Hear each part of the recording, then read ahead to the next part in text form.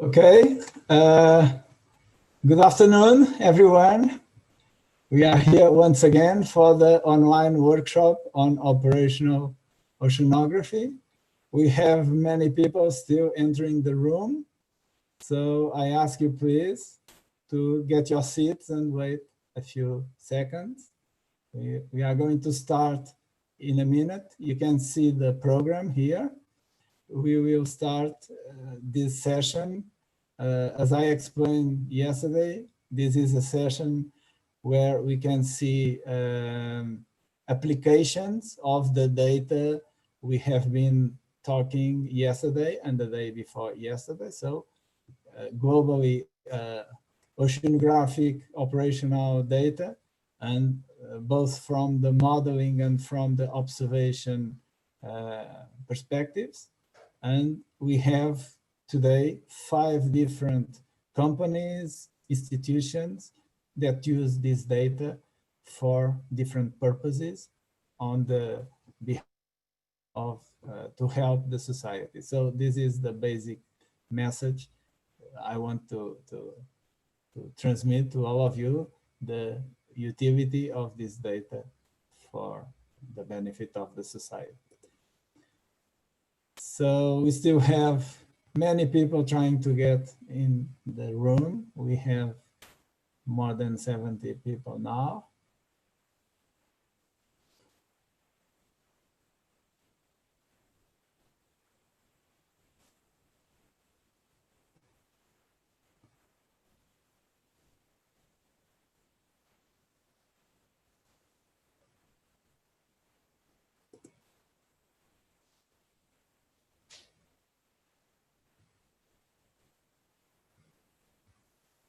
Okay, so maybe we can start. I please welcome Aitana, that will do the first presentation. Hello. Can you hear me?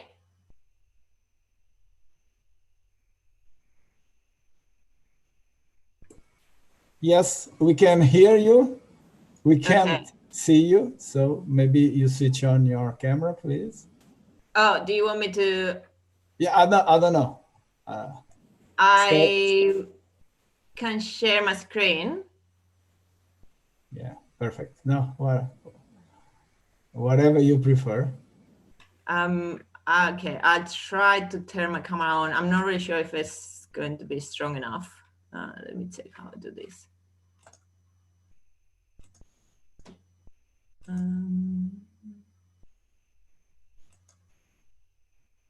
Yeah.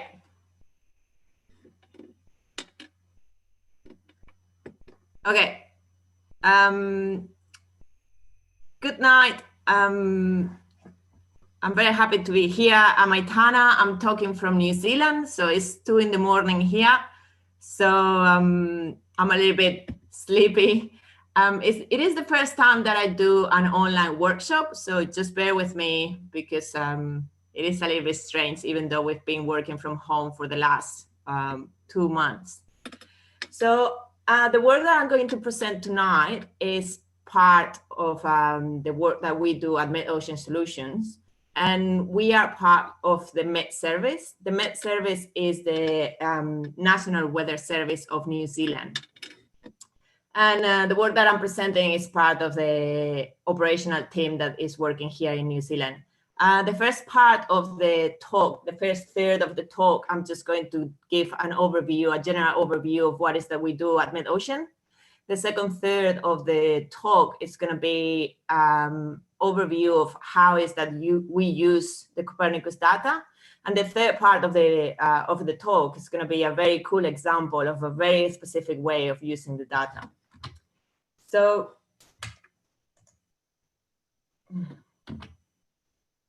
okay.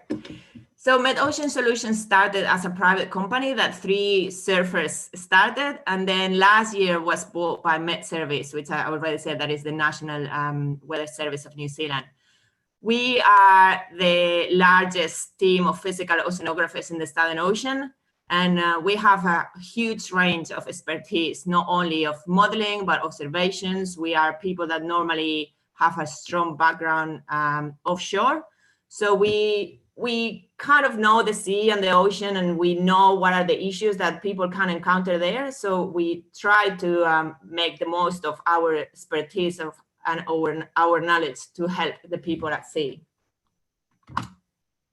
We have 4 branches in the company. We work with weather forecast. We also do handcast, historical weather. We have another branch that is scientific consultancy, and we do a lot of research and development. We have lots of PhDs, so we always want to have this kind of science background and connection with research, because we think that is very important in order to be able to be up to date with all the new good research that is being done in order to also help the clients. We have lots of different and very various clients. So we work with ports and harbors. We also work with oil and gas in order to provide a good forecast for their operations. With renewables, like coastal management, maritime industry, we do routing and help shipping companies. And we also we have a specific products for defense and search and rescue. I really like to tell about our philosophy, because I think the data is important and information is important, but it is also very important what to do with that data or those observations or those model outputs that we get. So we try to not only in-house, not only in the company, just to move from a point or an observation to actually be able to make a good decision in any kind of operational problem, but we also try to transmit that to our clients, because we think that it's important that people know the data, share the information, understand what that means, and in order to make a good decision when they have an issue. It could be an issue with weather, it could be an issue with the vessels that we in the port, but we want to provide that kind of guidance or help to the clients, just to make the most of what we are providing to them. So the way our system works is we run different models. Most of them we run them in-house. So we run them every 6 hours, and then we go. We have a GIS platform where we provide site-specific forecasts, or we can just also do like spatial layers of weather forecast. It could be atmospheric or ocean, so waves, currents, wind. We run our high-resolution grids, or we run them all over the world. So normally the way it works is that the customer or the client will come to us with an issue with a port or with an issue somewhere in the world, and then what we will do is just to make a study, talk to them, and see what is that we can provide.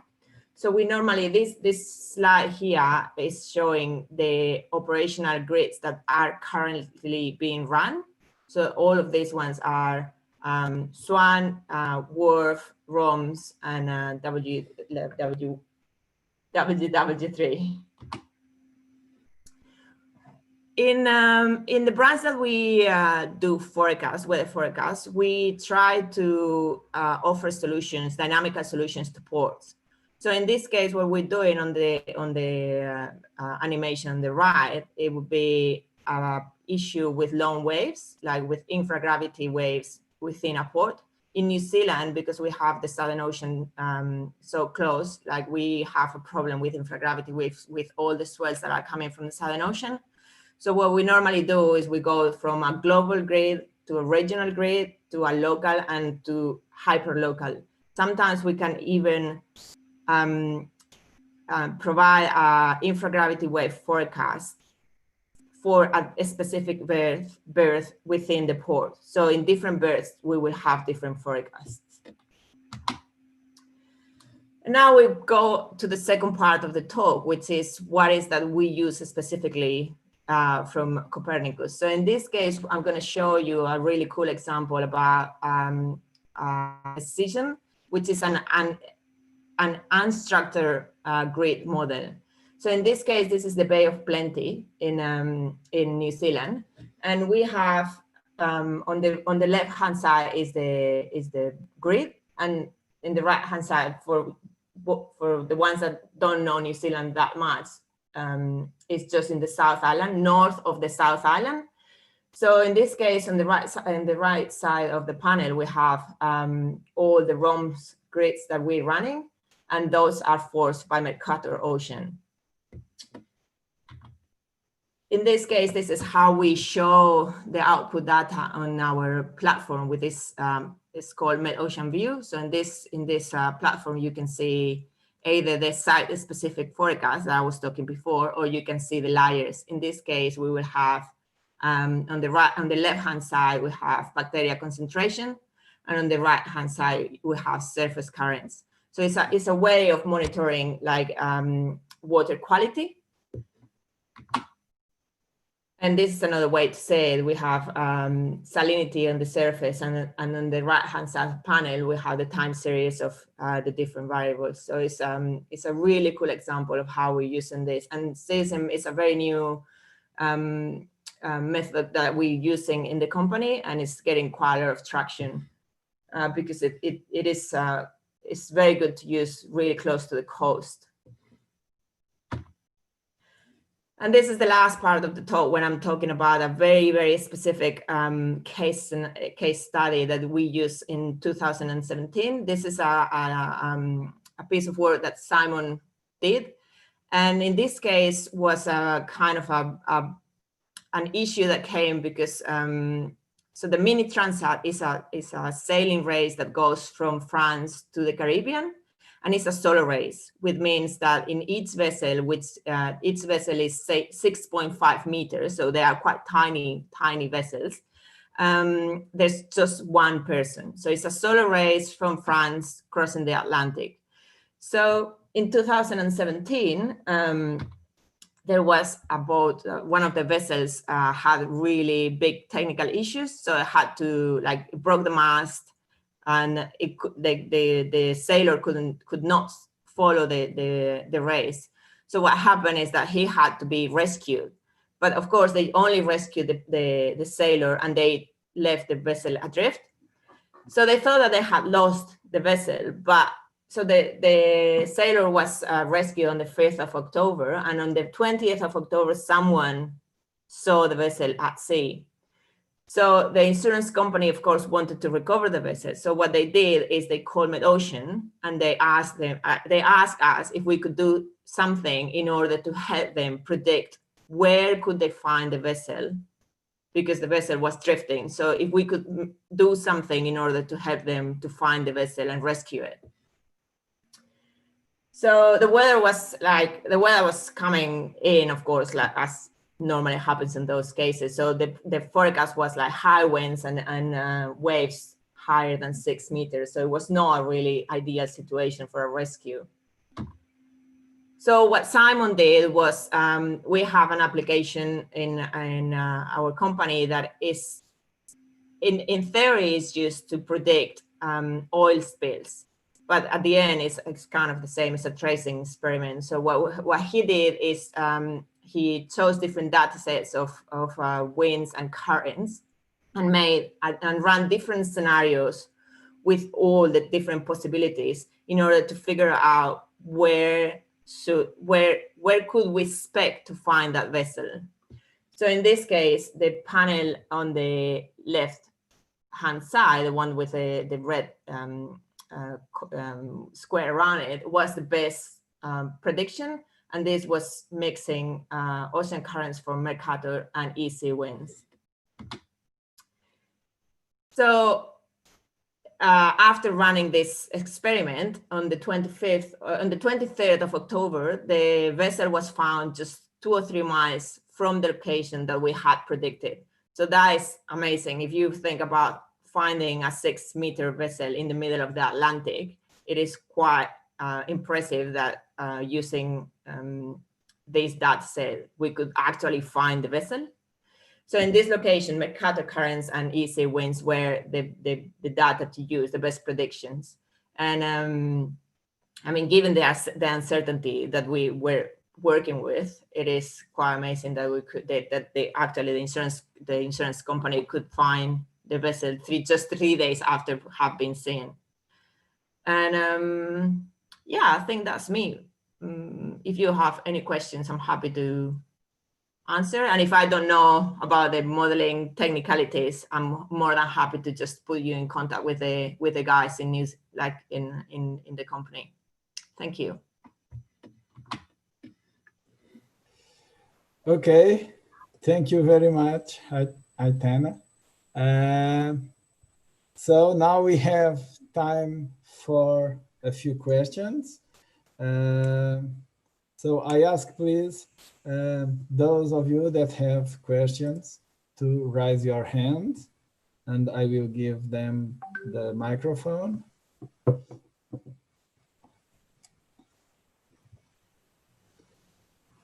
So to raise your hand, you should use the participants window, and you have a button to raise your hand.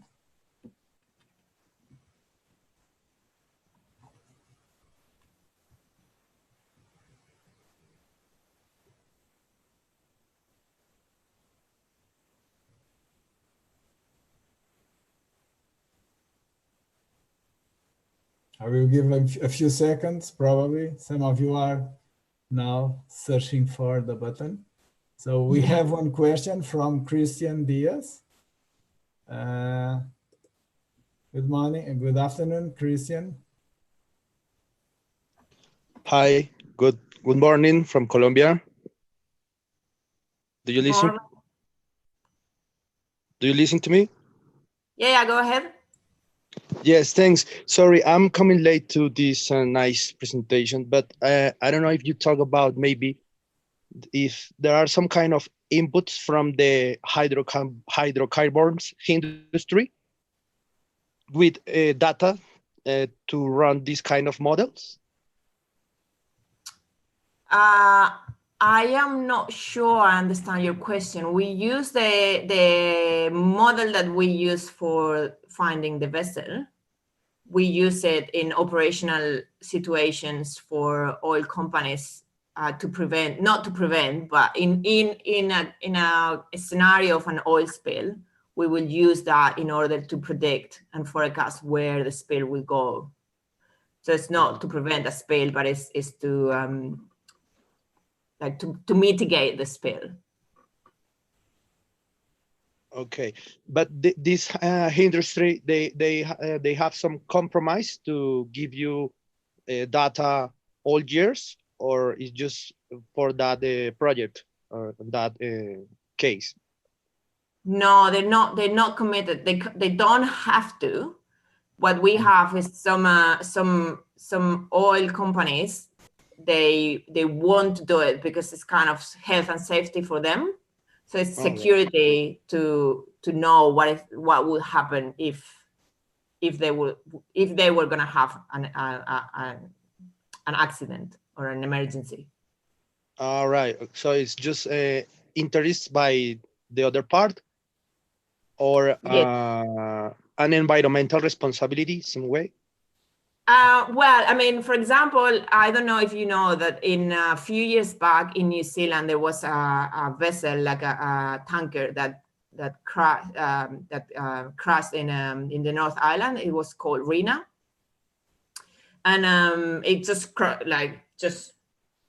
was stuck there. And then what happened is that even though we didn't have any kind of client relationship with that vessel, the government in New Zealand called us in order to help them with the environment scenario that we were having. So that was not an economical or financial or business interest. That was because we were needed in order to mitigate that kind of scenario. So we put our the guys, like the operational team, just was working in order to help the government and the council to mitigate that kind of scenario. Okay, great. Okay, so, thank you so much.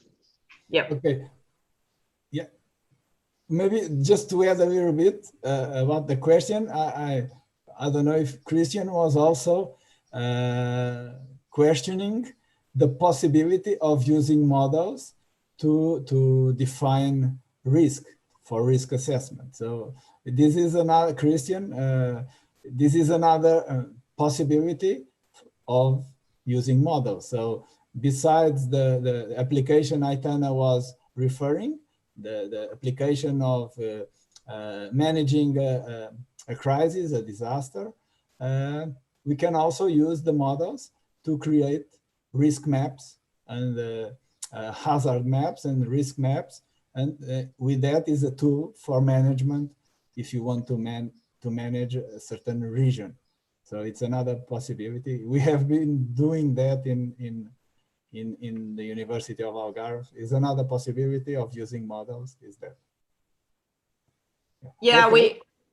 we just 1 second. We have some clients that they run everyday scenarios. Like it's not reactive, but proactive. So they run the scenarios to mitigate the risk, to know what will happen in case that scenario was going to happen there. Then. Exactly, dynamic risk maps. Yeah, exactly. Yeah. Exactly. Yeah, it's very interesting. So thank you. We have another question from Pablo Oliveira. Yeah. Thank you very much, Aitana, for being awake and for giving us this fantastic presentation. I was wondering that I guess for a company to maintain observations so that you can ensure that your model is properly operating, it would be quite a very it's very costly to maintain some observation network. So I would like to know if what is your strategy? Do you mount some routine observation to validate the model, and or you maintain a long time series? How you do with that? So we don't own any kind of like we don't work with hardware, so we don't own any kind of observations ourselves. So we use, like, I think at some point someone, like a few years ago, they said that we were the company that downloaded the more data in the world, because we kind of try to get data from wherever we can. So yeah, and normally if we want to validate, like for example, if like the grids, they have very high resolution grids that I was saying, like 25 meters for a port. Normally, if we want to do that, we will ask the port to install a buoy, because of course, if you want to have that accuracy, you will need some instruments. So depending on the scale that we are talking about. So yeah. So basically, typically, you invite your customer to ensure that type of data for validation of the model. Yes. Normally, we will use satellite data if they don't have anything else. But if I mean, once you've got to, so how would I explain it? Like this is like, it's not only health and safety for the port. It's also downtime. It's when to open the port, when to close the port, when everything is safe. So once you've got to that kind of detail, you might as well want to have your own observations. Also, we can display on our platform, we can display the observations real time. So they can see how the model is performing, and that will help in order to make the decision, which is at the end what the port wants to do. Okay, thank you very much. Okay, thank you. Yes, that's an important part and very costly to install, and also especially to maintain. And yes, I guess that's the best approach, the one that you are taking. Thank you very much. So we still have 2 or 3 minutes for another question. Otherwise, we move to the second presenter. To do that, I should do this. and I should give control. I would ask, so I would ask João Janeiro. So the next presenter will be João Janeiro from the SeaPulse company. I would invite him to make the presentation.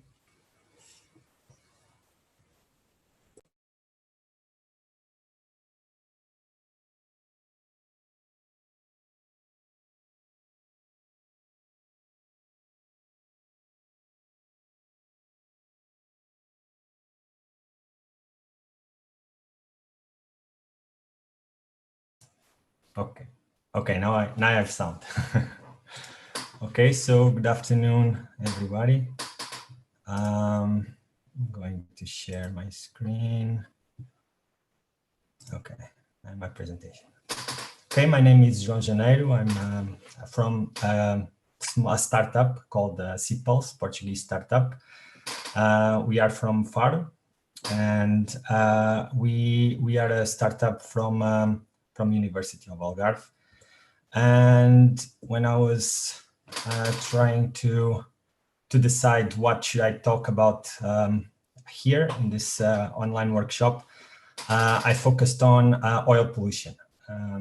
So the subject of my presentation is operational oceanography to tackle oil pollution in the sea. So okay, a little bit about some slides about SeaPulse. So it's a CMO startup. So we were born inside WALG. We in 2009 it came the first idea of creating the company, and back then our mission, let's say, was to provide optimal solutions for environmental and marine challenges through products and service that optimize planning, exploitation, and legal obligations of our clients, guaranteeing the sustainability of marine and coastal resources. That made a lot of sense back then, and it makes even more sense now. But we had a small issue. So back then, we didn't have a sustainable business model. We struggle a little bit with that because we were not rich. We didn't have a lot of infrastructures to start kind of operational oceanography, which is the baseline of our work. But we see, like in a tree, we saw a lot of branches, a lot of potential areas that this could be useful back then and still useful now, or even more useful now with all the challenges that we face. And we could easily see a lot of products which can be represented here by the leaves of the tree that we could submit and that we could create to all of these industries.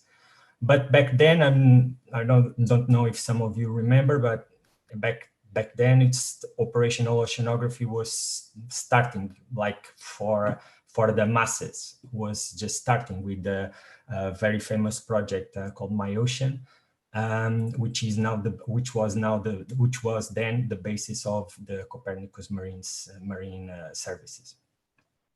So we were seeing the top of the tree, but only now. And when I mean now, I mean the recent years. We have what we can call what we can say the baseline, or the baseline of our service. So we have a lot of different entities. Most of them governmental institutions, but also companies, private companies that do ocean observation and sell their data. And this gives us the database, the data mainly the data that we could use and that we could plan for our products and to use what we do best, which is use our scientific knowledge to create products for the industry. So as I say, science is it's our DNA. We could focus on several areas, but we are small startup, so we have to focus, and we focused on three main areas. So aquaculture, oil and gas, and insurance. And as I told you, my presentation today it's about oil spills or oil pollution. So I start with some figures. Probably you probably know this, but well, oil is a big world problem. So you can see here that in January 2019 we have around 1,400 rigs, and April 2020 we had 2,200 tankers worldwide. You can see the distribution here through marine traffic. So it's a problem. It's a problem before this pandemic. It's a problem during this pandemic, and it's going to be a problem after this pandemic. So even though there was a big reduction on the consumption of oil, it will and still be a problem from now on into the future. So the question with oil pollution is that at sea, and most of the times it's very difficult to survey. So most of the oil spills that we see in the television are the big ones, but from the big ones are the small percentage of oil entering the sea. The bigger percentage of oil entering the sea is from those ones that we cannot see, which are what we call the operational spills, or spills that are intentional, that are offending some laws like MARPOL agreements, and that's the main problem. We don't see it, and then we cannot do anything about that.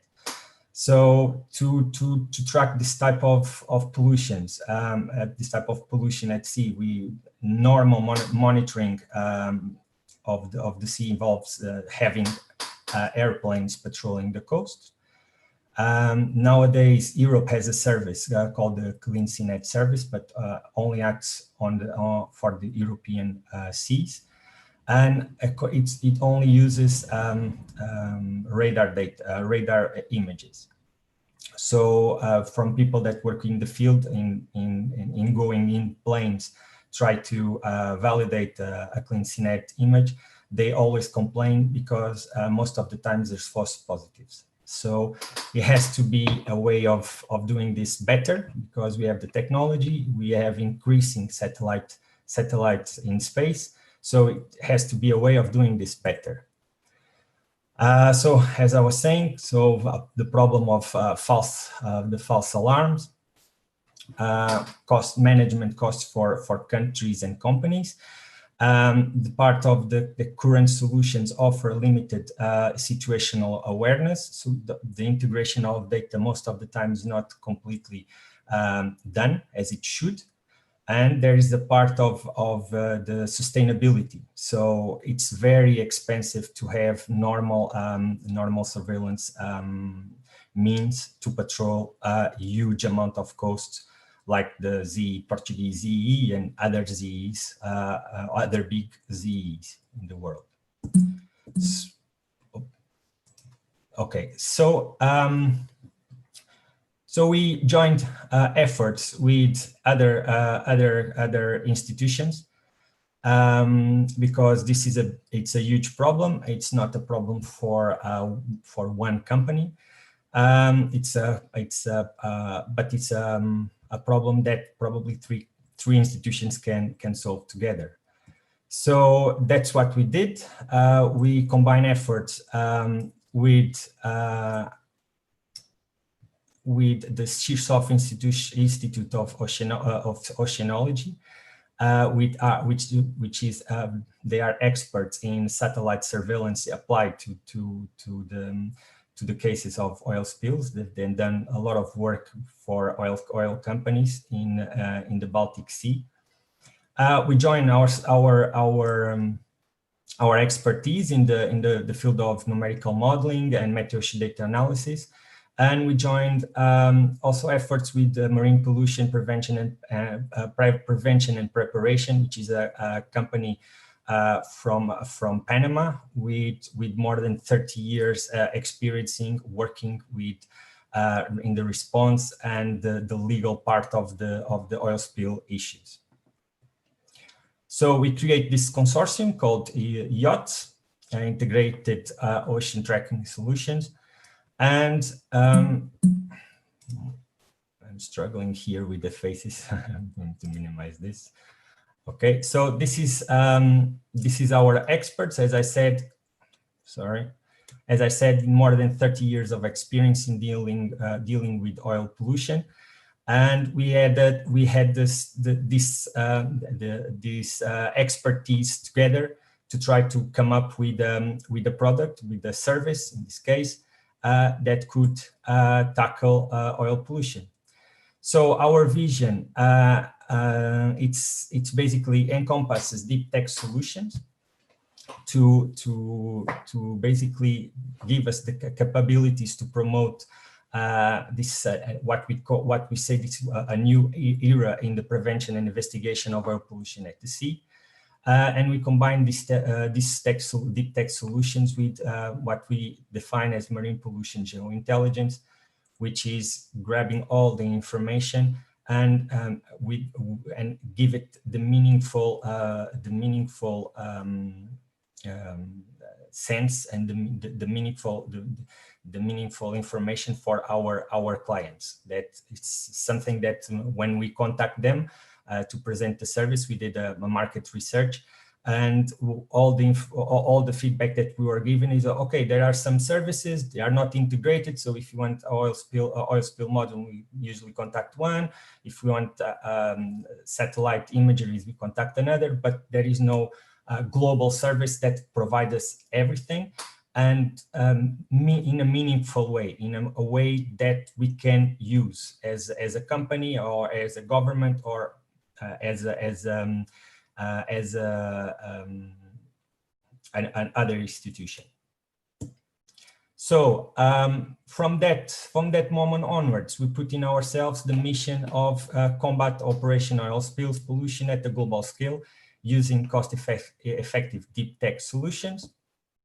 We created our service called ISMO, Integrated Spill Monitoring, and it's a smart geointelligence services that supports planning and prevention, monitoring, and response to marine pollution events.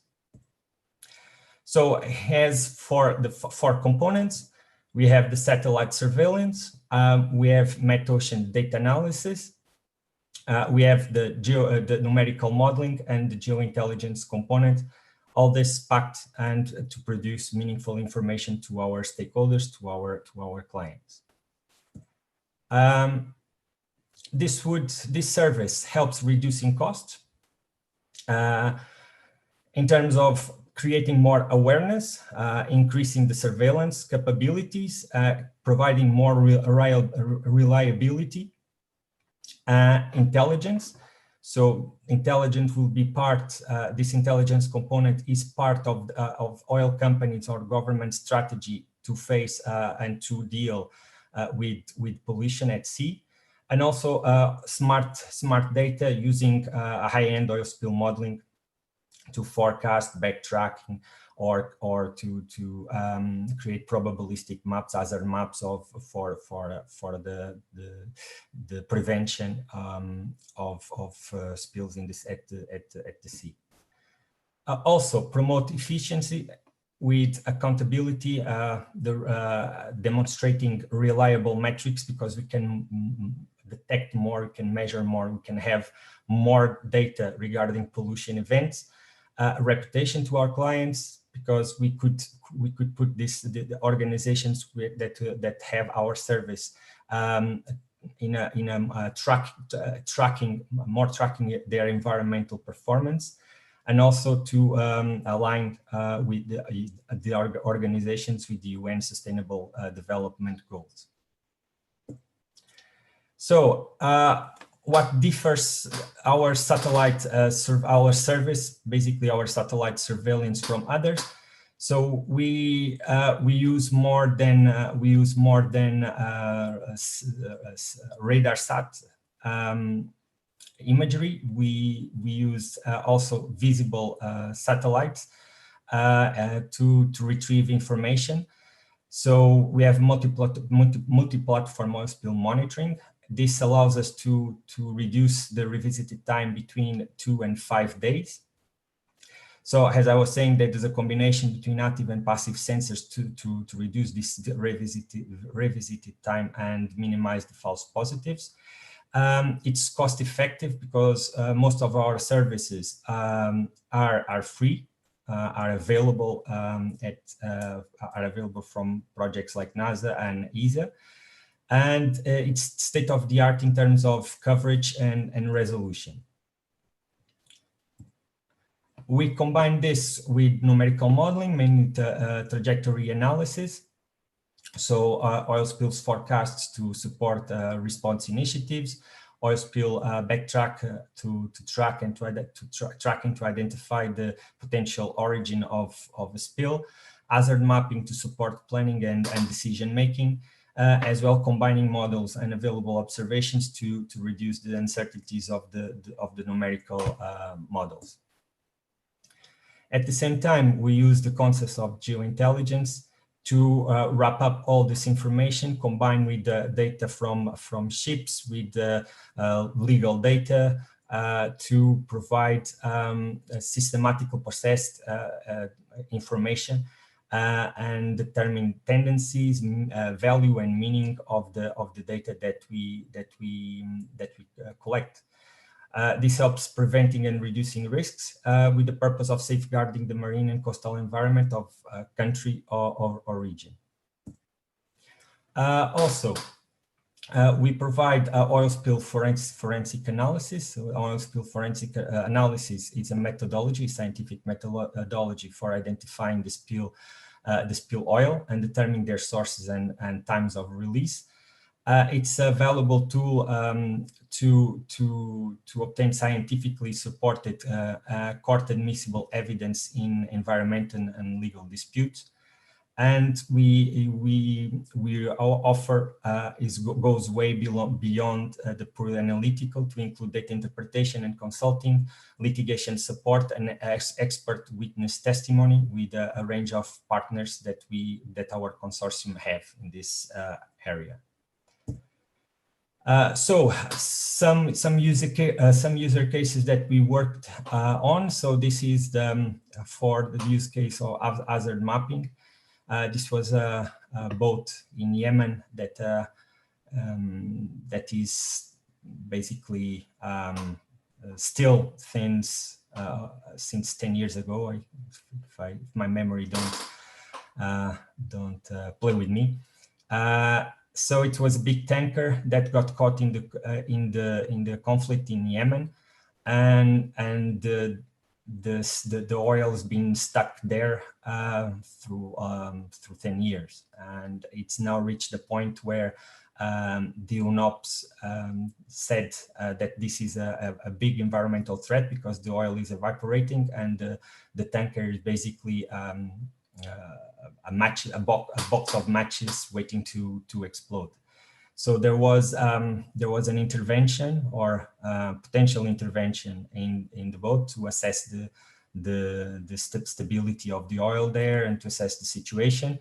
And we were involved with this simulation that we did. So this it's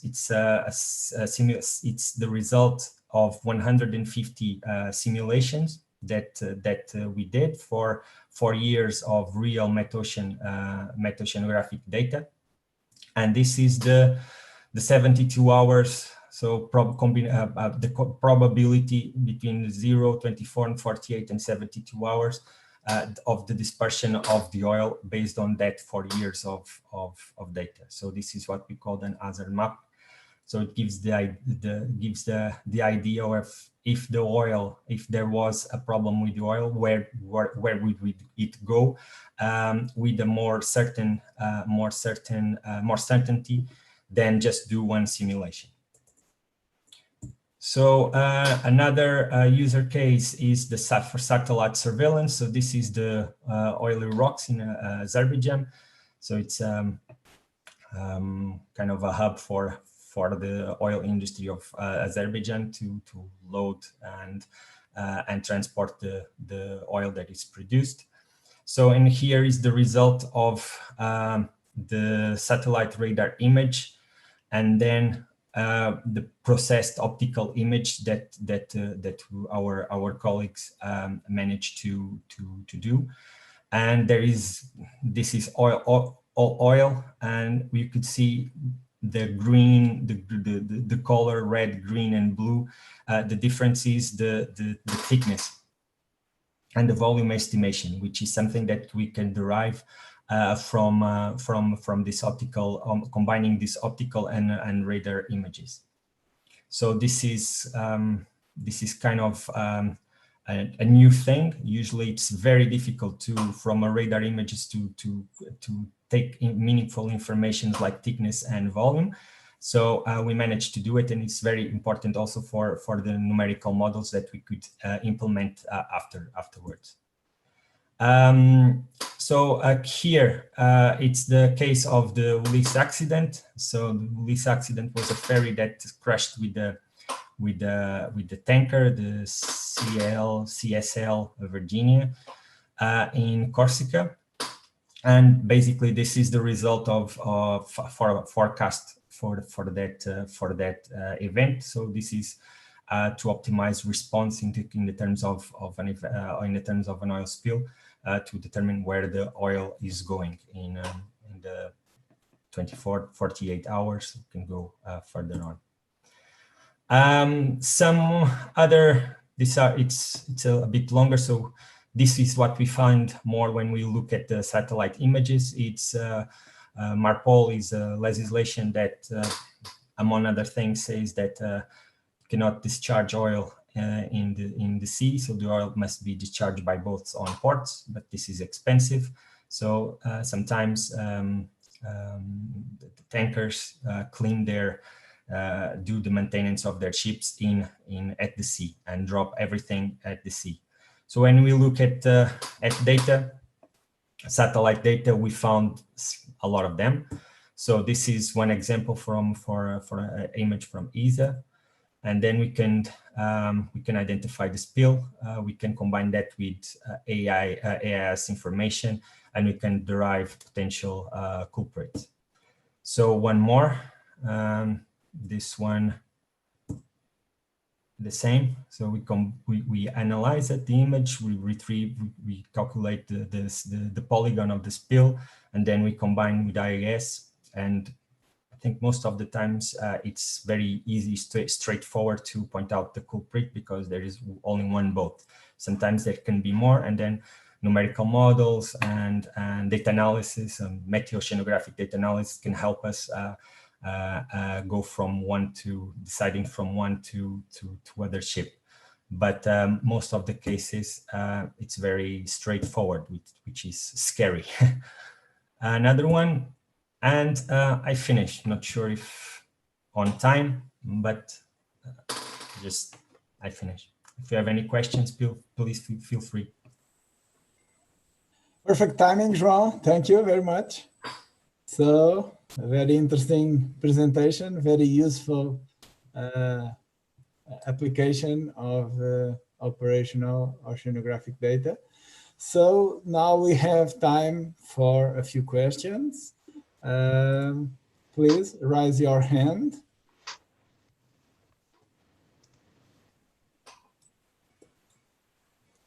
So we have one question from Rui Vieira. I will switch on the microphone.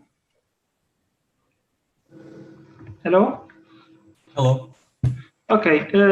I want to have some questions. I need to, the thing is, you have the satellite. I'm not sure how you detect the oil spill. You use people, or you have some algorithm to detect? It is real time?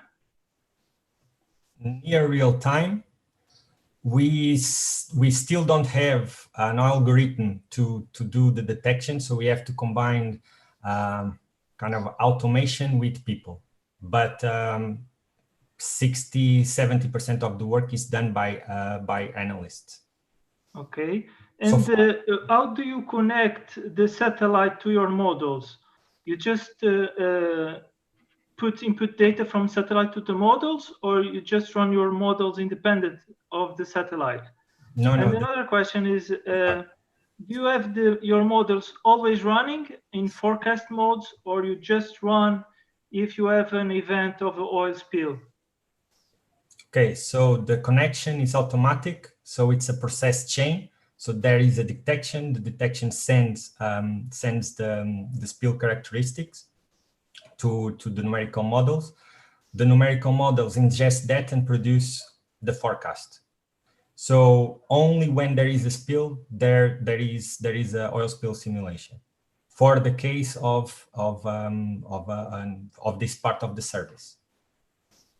Okay, I have a last question, if you can. Yeah. How long do your model takes to run after you have oil spill detection? It is fast, or? Yeah, less than a minute. Okay, okay. And you can predict for days, or? Yeah, usually the forecast is 5 days. Yeah, to avoid uncertainties, because more than that, it's. Okay, thank you. It's guessing. Thank you. Okay, thank you. Thank you. We have 2 more questions. I will give the word to Teresa Ferreira. Hi there. So one question, it's already answered. Now my question, the second question, is more curiosity than a real question. Do you have more cargo ships doing this, or do you have cruise ships doing this as well? Sorry, I didn't get it. If we have, so if our service, it's for also cargo ships and passenger ships. Yeah. Okay. Yes. Yeah, all right. We for all the ships. All right. So you find more often the cargo or cruise ships? Yeah, the thing is with tankers, it's easier to find, because when they do this, there's they go against the legislation, because there is a limit for the amount of oil that you can throw to the sea. So it's not you throw to the sea and it's a offense. No, it's a certain limit. So when tankers do it, they overpass the limit. But sometimes with the cargo ships and passenger ships, what happens is that they don't surpass the limit, and the type of oil is different. So it needs a little bit of a twist here to identify. Okay, thank you so much for your answer. Thank you, Teresa. You're welcome. I'm giving now. We have 2 more questions. I will give the word to Kami Kuhi. I don't know if I spell correctly.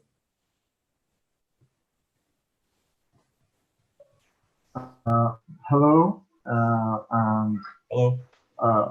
Thank you for your presentation. As I understood, you used 2 methods together to predict oil spills, and remote sensing, the remote sensing, and numerical modeling. I have 2 questions about these 2 methods. About remote sensing, you combine passive and active satellites, which frequencies basically you use for detecting the oil spill? And about numerical models, do you have your own model or use previously developed models? Thank you.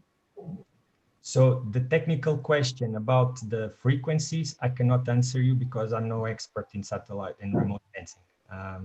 But if you have my email, you can write it down to me, and then I can forward it to my colleagues that do that in our consortium. Regarding the oil spill modeling, we used free open source numerical models. Thank you. Can I know the name of the model? In this case, we have Mohit oil spill model, and we also use MetSlick oil spill model. Thank you so much. No problem. Okay, thank you.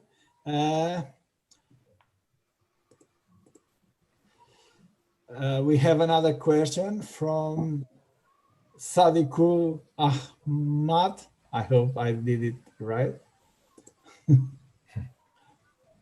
Hello. Hello. Hello. Yes, we can hear you. Hello. Okay, sir. I am from India. First of all, I would like to thank sir for his nice presentation.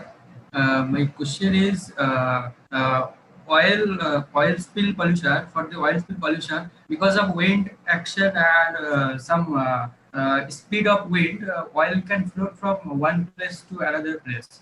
Then how can you determine this place is getting oil spill? Is there any problem occurred in that case? I'm not sure if I understood your question 100%, but you are asking about the influence of wind in the oil. Regarding the modeling and regarding the satellite image detection? Yeah. Okay. So it's a fact. So if there is rough sea, the quality of the radar image drops. But the optical image can compensate depending on the level of clouds and all of that. The optical image can help in that sense. But yes, if you have a lot of wind, it's much more difficult to detect. Regarding the spills, the oil spill modeling, we have into account the wind. So for us, for the oil spills, we have to account that. It's a dispersion factor, and we use the available wind information from meteorological institutions like CMWF and others, and other numerical models. So what we do in this type of situations when there is more uncertainty due to a specific parameter, we instead of doing one simulation, we do several simulations using different environmental data, so different conditions, what we call the probabilistic answer. So this is in order to minimize the error. Not sure if I was clear enough. Thank you very much. Okay, thank you. We move to our last question.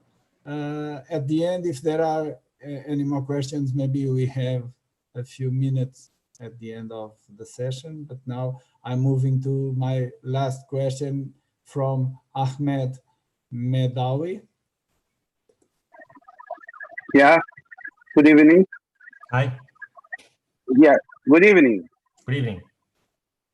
Yeah, really appreciate your presentation. I just have two questions, please. The first one regards oil spill, the problem of detection oil spill by using radar data or optical data.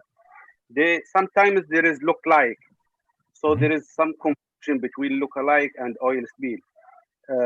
Your model have the ability to differentiate between this look-alike, which is maybe alga or other materials, and the oil spill. What is the I mean the accuracy or the coefficient that is used to say that this is really oil spill. Yeah. The other question, how you detect the movement of oil spill by using remote sensing data, actually. Really appreciate your answer. Thank you so much. Okay.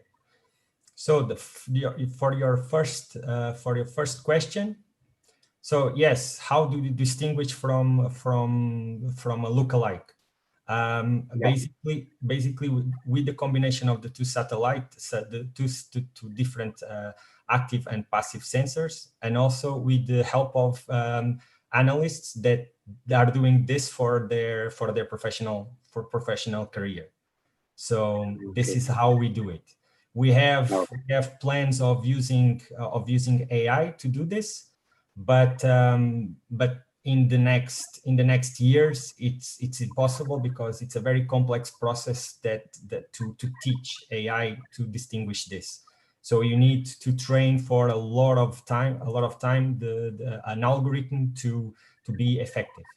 And even so, you always, in my opinion, personal opinion, you always need an analyst at least to just basically check what the algorithm says. Regarding the track of the spill, so we have several satellites depending on the client. Some clients, they only require monitoring. They don't require active tracking, but we can use other satellite constellations, and we can get several images of the same area in hours, or we can reach 6 hours or 4 hours if we pay for other satellite imagery. Otherwise, we have revisited times enough from the free satellites to combine this information with numerical models, and basically validating the forecasts of the model as we go. Thank you. Really appreciate. Thank you, sir, so much. Thank you. Really appreciate it. You're welcome.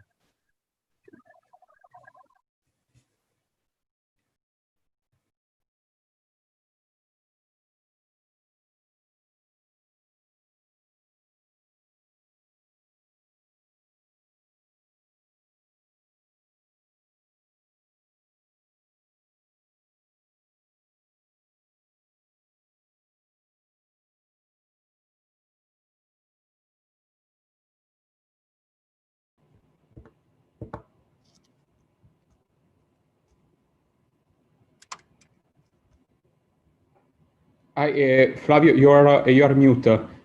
We didn't hear your what you were saying. Sorry for that. So now we have Thomas Moranduzzo from Colombo Sky. He will do the presentation, and later a few minutes for questions also. Welcome and thank you very much. Okay, thank you. I will try to share the screen.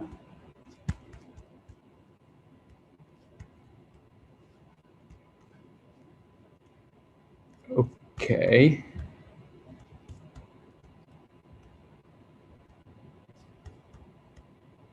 Can you see the screen? Okay. Good afternoon, everyone. First of all, thank you, Flavio, for the invitation to this workshop. For us, for Colombo Sky, having the opportunity to present our company and our service, it's really exciting.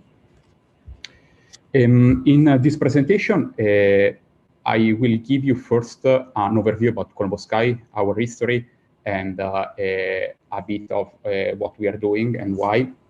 In the second part, I will focus on two services that we are providing now that are using an operational model, and then we will see how we integrate the operational models in our services.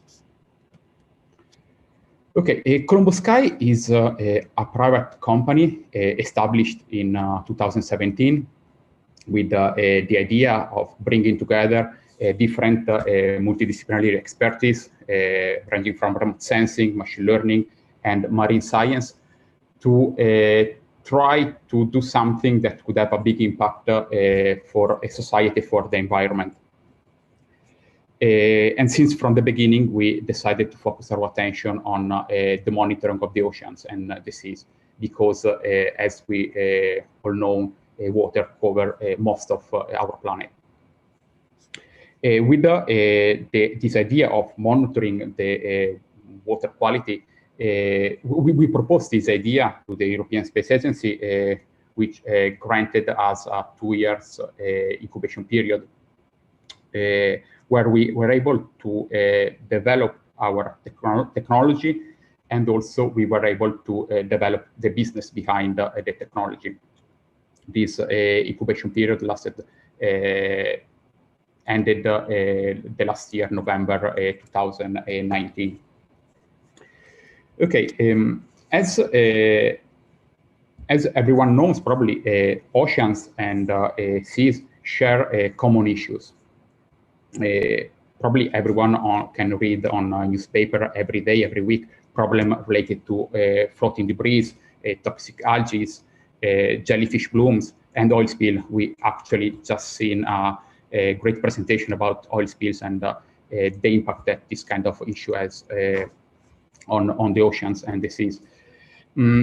For that reason, we decided to create something that could help different industries, aquaculture, fisheries, industrial plants, but also local government, to understand, to better understand this phenomenon. In this context, we created AquaX. AquaX is a web platform that integrates traditional in situ measurements with the power of satellites and theoretical model. In this way, a user, a customer, can have both the punctual information of an in situ sensor, the precise information of an in situ sensor, with the contextual analysis that satellites and the theoretical model can provide. Through AquaX, we provide different services for understanding the phenomena, the water threats I described earlier. And a user can have an information about the risk prediction. They can be warned in the case of these water threats are approaching, for example, a farming site or a specific beach. But at the same time, they can log in the platform and monitor the daily parameter, sea surface temperature, chlorophyll, and salinity, to recalibrate the daily routine. Think about, for example, an aquaculture farmer that can have a daily information about the concentration of salinity or sea surface temperature, and can adapt the feeding according to this parameter. So basically, this is what we call the container of all our services. And now I would like to focus on two of these services, two services that are using operational models. The first one is Jellyx. Jellyx is a service that maps the risk of jellyfish presence in the Mediterranean Sea. This tool has been developed in the context of the user uptake program promoted by MetOcean. And we released this service last November. Jellyfish blooms are episodic or seasonal outbreaks of gelatinous zooplankton that can reach 10 to hundreds individual per cubic meter, and they can last from weeks to even months. And these outbreaks are dangerous for a wide range of industries. They are a problem for fisheries, for power plants, because a swarm of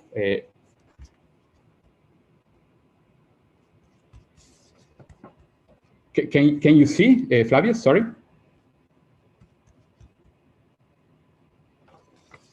Okay, go on.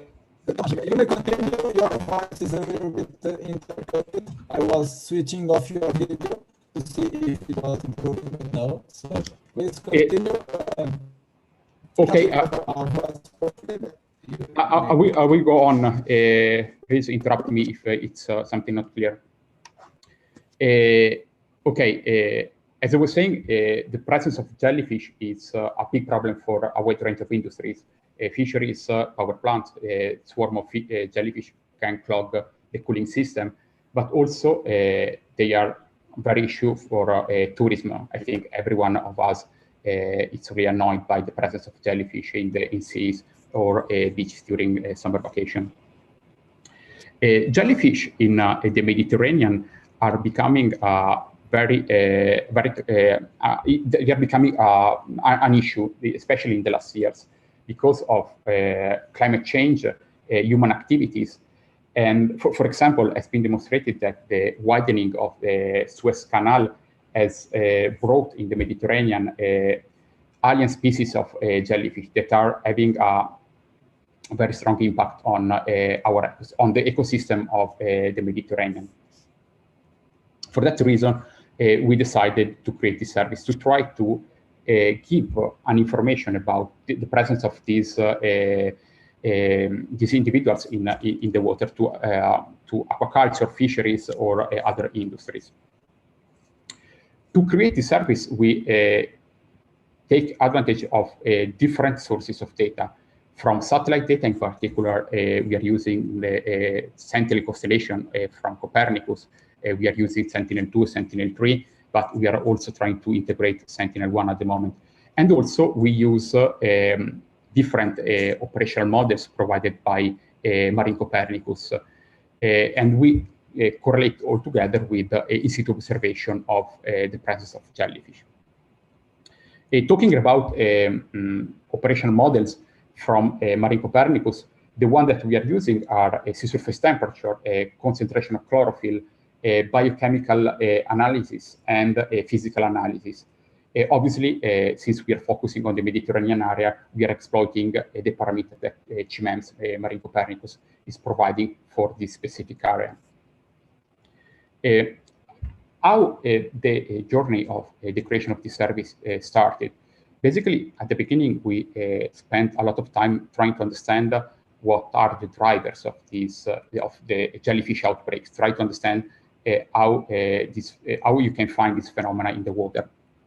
And we selected several parameters, and then we took this parameter from different sources of data: weather sources, Marine Copernicus data, and satellite data. We combine all this data together with in-situ observation of jellyfish.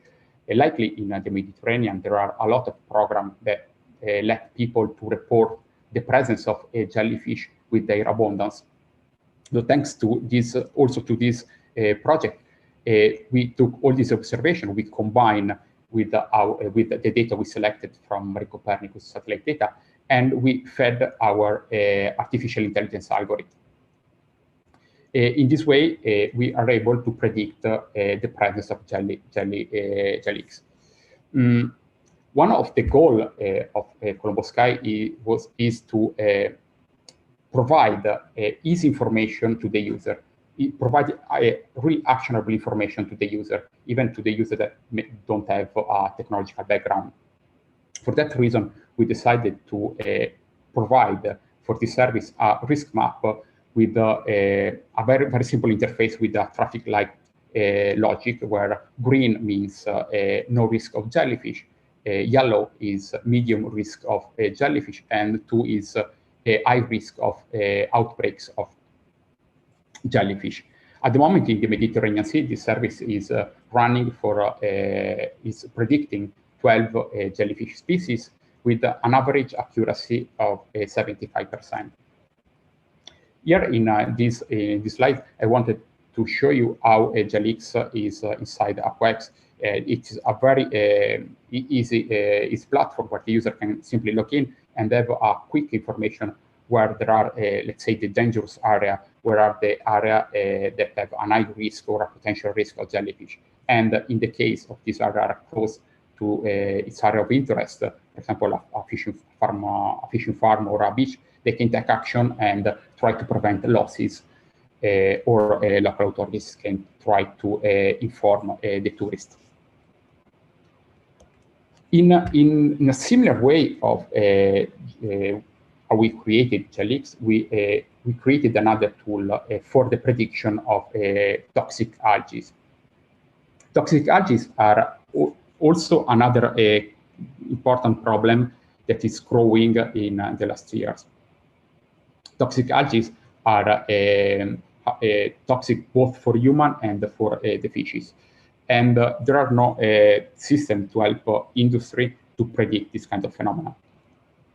Just to give you an example of the magnitude of this issue, in 2016, a massive outbreak of toxic algae was spotted on the Chilean coast and destroyed the entire production, not the entire, but a lot of the production of salmon in Chile, with an estimated amount of losses in the order of $800 million.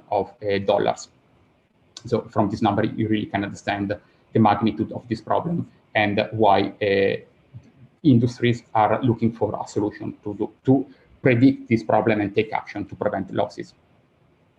So in the same way, we spent a lot of time trying to understand the phenomena, trying to understand the drivers of these algae. And then we collected data from, again, weather sources, Marine Copernicus operational models, and satellite data. We combine everything together with the in-situ observation of toxic algae. And then we provide the user with a risk map, again, with a low, medium, high risk logic for all Chilean coast. In this case, also in this case, we are predicting different species of toxic algae with an accuracy of 80%. Both jellyfish and toxic algae can be spotted, sometimes can be spotted from a satellite, or you can monitor with the in-situ sensors. But if you don't integrate operational model, you cannot predict the future. So you cannot give to the user something that they can really benefit from. If you use a satellite data, you can spot the toxic algae bloom in the water, but then it's too late for the user. They cannot take action. They cannot reduce the losses. So the use of operational model in this context is really critical for us, is really crucial for us, because they let us to give the final user with 1-2 days in advance the information to let them to try to apply some mitigation measure. As we saw in the first 2 days of this workshop, global operational models have some limitation, both for temporal and spatial resolution. And sometimes for the issue we are trying to tackle, they are not enough. Providing the user with a daily information, sometimes it's not enough. And if you think about some complex coast, for example, Norway or Chilean coast, where the coast is full of bays and full of fjords, the information at 4 kilometers, 8 kilometers, sometimes it's not enough. So where we are going is trying to create operational model for specific area with higher temporal and spatial resolution. In this case, I reported a slide with the model we are running in Chile on the right of the screen, where you can appreciate the high resolution of the data. On the left side, I put satellite information to highlight also one of the problems of using just satellite data, the presence of cloud. So that's why the operational models are really an important tool for understanding and predicting the phenomena in the ocean. Okay, thank you very much. Thank you for your attention. For any question, don't hesitate to ask me now, or please contact us even on an email later. Thank you.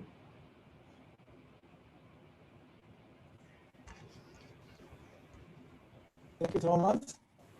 Thank you very much for the interesting presentation. I'd like to ask if anyone has questions. I see one hand raised from Ahmed Mehdawi. I will give the word to him. Yeah, please. Good evening. Hi, good evening. Thank you for your presentation. I just have one question. Sure. Alga, is it in real-time detection, or the model will take time to produce alarm for the alga? Okay. Probably I wasn't clear in the presentation since you asked that. We are integrating an operational model to provide the user a prediction on the algae, the presence of toxic algae. So in the system, you can have the prediction. So you have 1 or 2 days in advance, depending on the area. So you have the prediction, not it's a detection. Prediction. Yeah. Okay. Thank you so much. Really appreciate. Thank you. You're sir. welcome. Thank you. Thank you.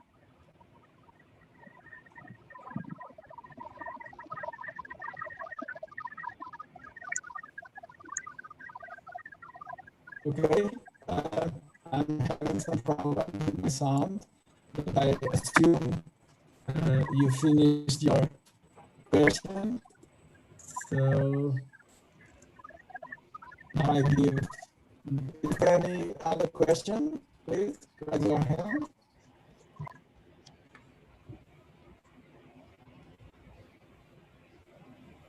Any other question for Thomas for this very interesting presentation? Pablo Oliveira. Okay, I give the sound to Pablo Oliveira. Okay. Thank you, Thomas, for this very interesting presentation. I would like to know if your forecast for algae has a biogeochemical model behind it, or is it just an advection model after you detect the bloom? No, in the model, in our we feed the artificial intelligence algorithm also with a biochemical parameter provided by Marine Copernicus data with the biochemical parameter as well. Yes. And do you have a monitoring for these nutrients and all these biochemical data for assessing the model? Do you monitor? Because this is very hard to have a monitoring system for all these chemical parameters. No, we don't have something in the water to provide this data. We are using the data of Marine Copernicus is providing with for this parameter. And what do you think it's hampering the possibility of having a better estimates? You told about something like 80% success of your predictions. And what would be your advice on the routes to follow to increase that performance? The problem from our experience is the lack of data. The lack of data. I'm talking about the observation of the problem. At the moment, we are dealing with a data set of toxic algae, which is not, let's say, good enough, because we collect the data with some customer in Chile. We are exploiting data from some program that in Chile they are collecting data for toxic algae, but these data are not enough to predict to increase to reach like 90%. We need more data, so that's why we are working with other customers to collecting data for this phenomena. And as probably you know, artificial intelligence algorithm, the more data you have, the smarter it gets. So we are hoping in the next month, years, to achieve the 90%, which is a very good results. So to answer your question is the lack of data or observation at the moment. Yeah, okay, thank you very much.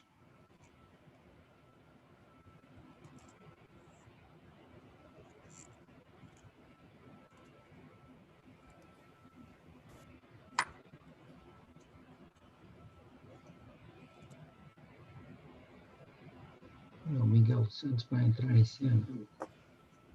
I'm having some problems with my sound, but I assume the question was answered. So thank you. I give the word to Miguel Santos.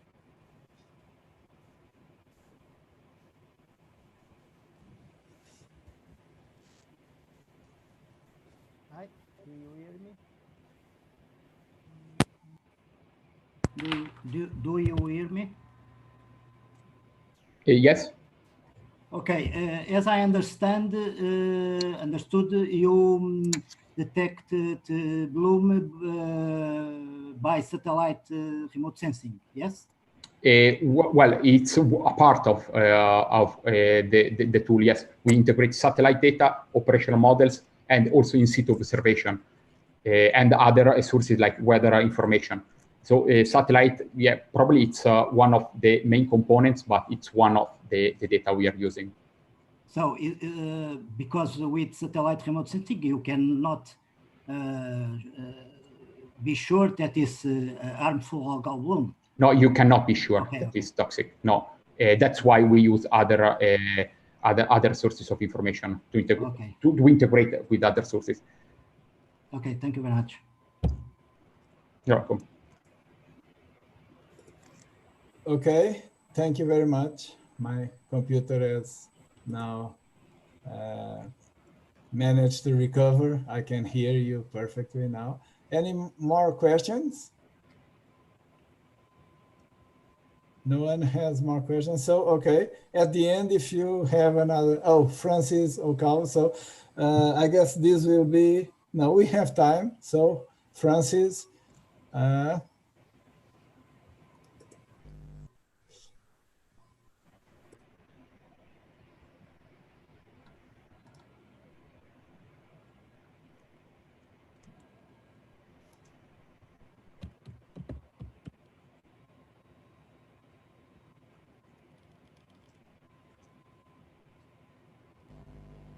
Hello, can you hear me?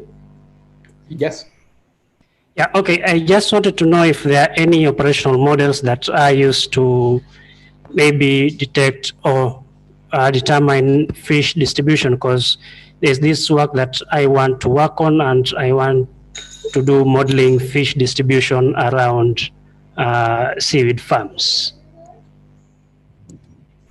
Oh, that's really a good question. Honestly, I don't know. I'm not aware of these kind of models. I can ask to my colleagues if they know something about that. If you send us an email, we can try to answer that. But honestly, I'm not aware of this kind of models.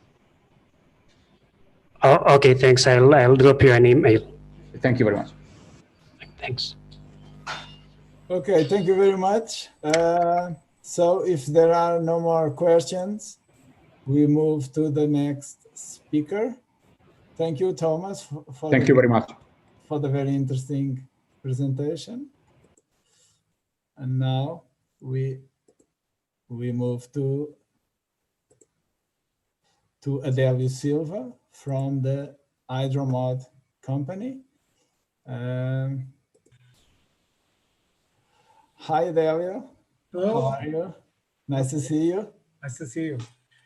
So good afternoon, good evening, good morning. It's quite interesting because there are people that in different time hours. So it's quite interesting. So I'm Adélio from Hidromod. Sorry. Okay. And Hidromod it's a company with about 30 years. So we started in '92. We are a small company. Now we are 14 people. We'll be 15 closely, and we work. We do consultancy and everything which deals with water. And we also work in information technologies related with water cycle modeling.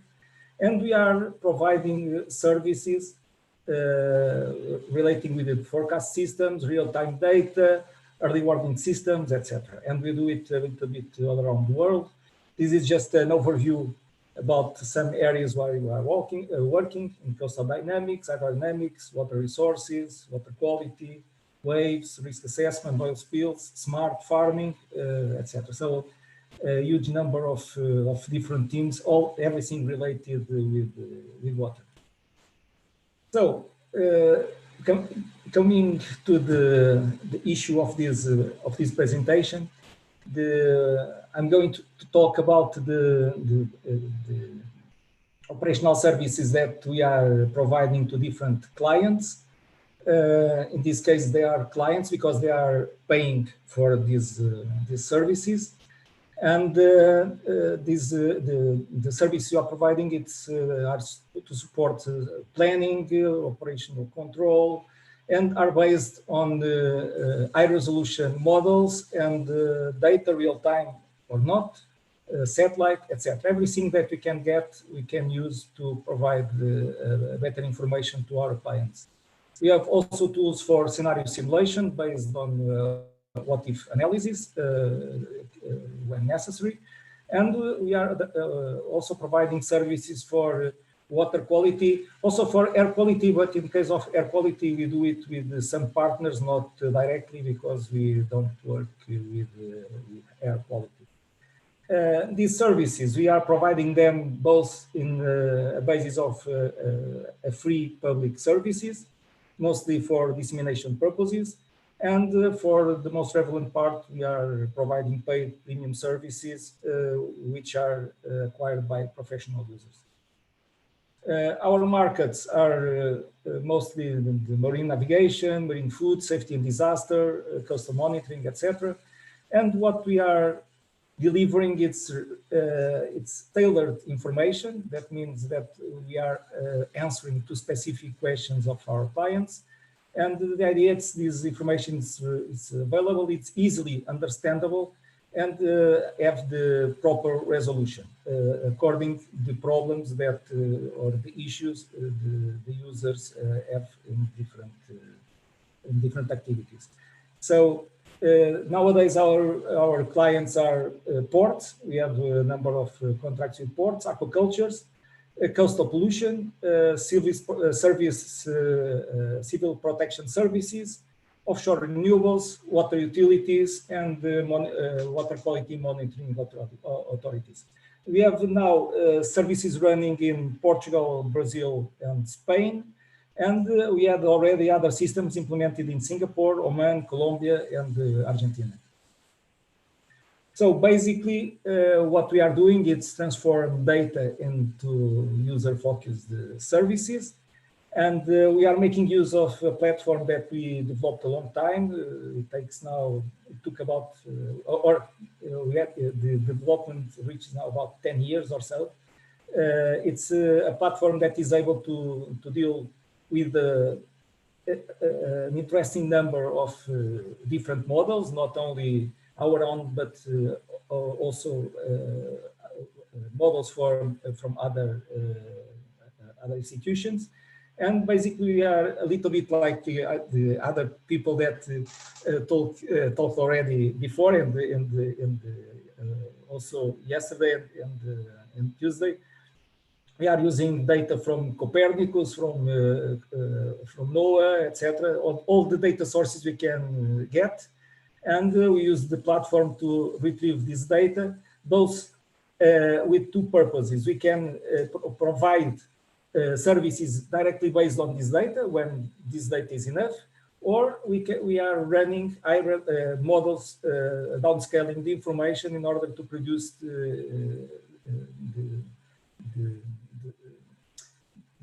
to produce information with the resolution which is according to the user's requirements.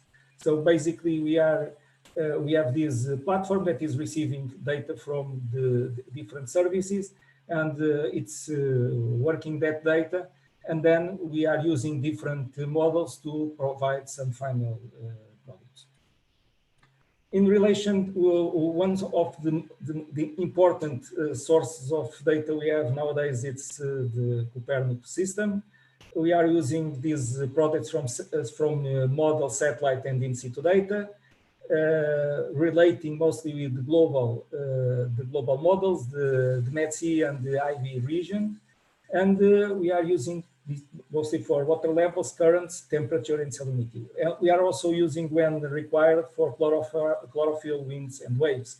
And this data is being used either for initial and open boundary conditions or for models validation. Of course, as I mentioned, we are also using, in some cases, this data directly to produce tailored information by post-processing these products. This is an example of a service chain of what we are getting. So we have this process of collecting, processing, and delivering. For instance, here we have the different meteorological sources that we are using.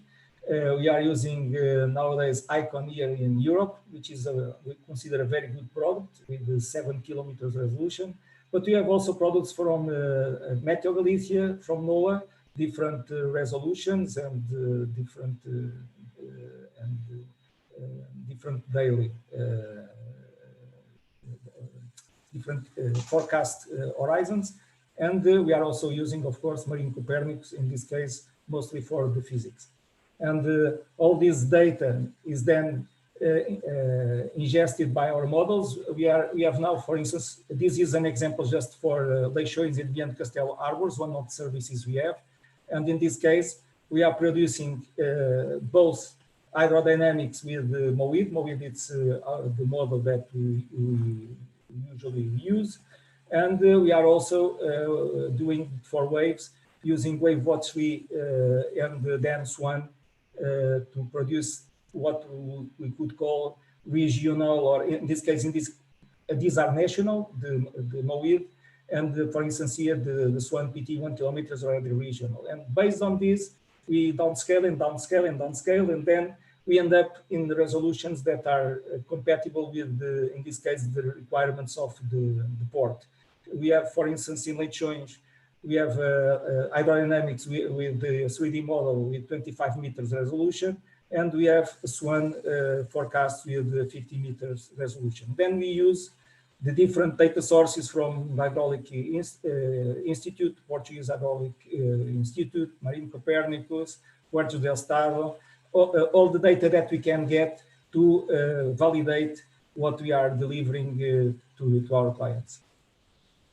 The validation, it's really an important issue here, because one of the things that is relevant is how far the users can rely or not in the information we are providing, because they are taking decisions based on that data. So we have validation at different points of what we are doing.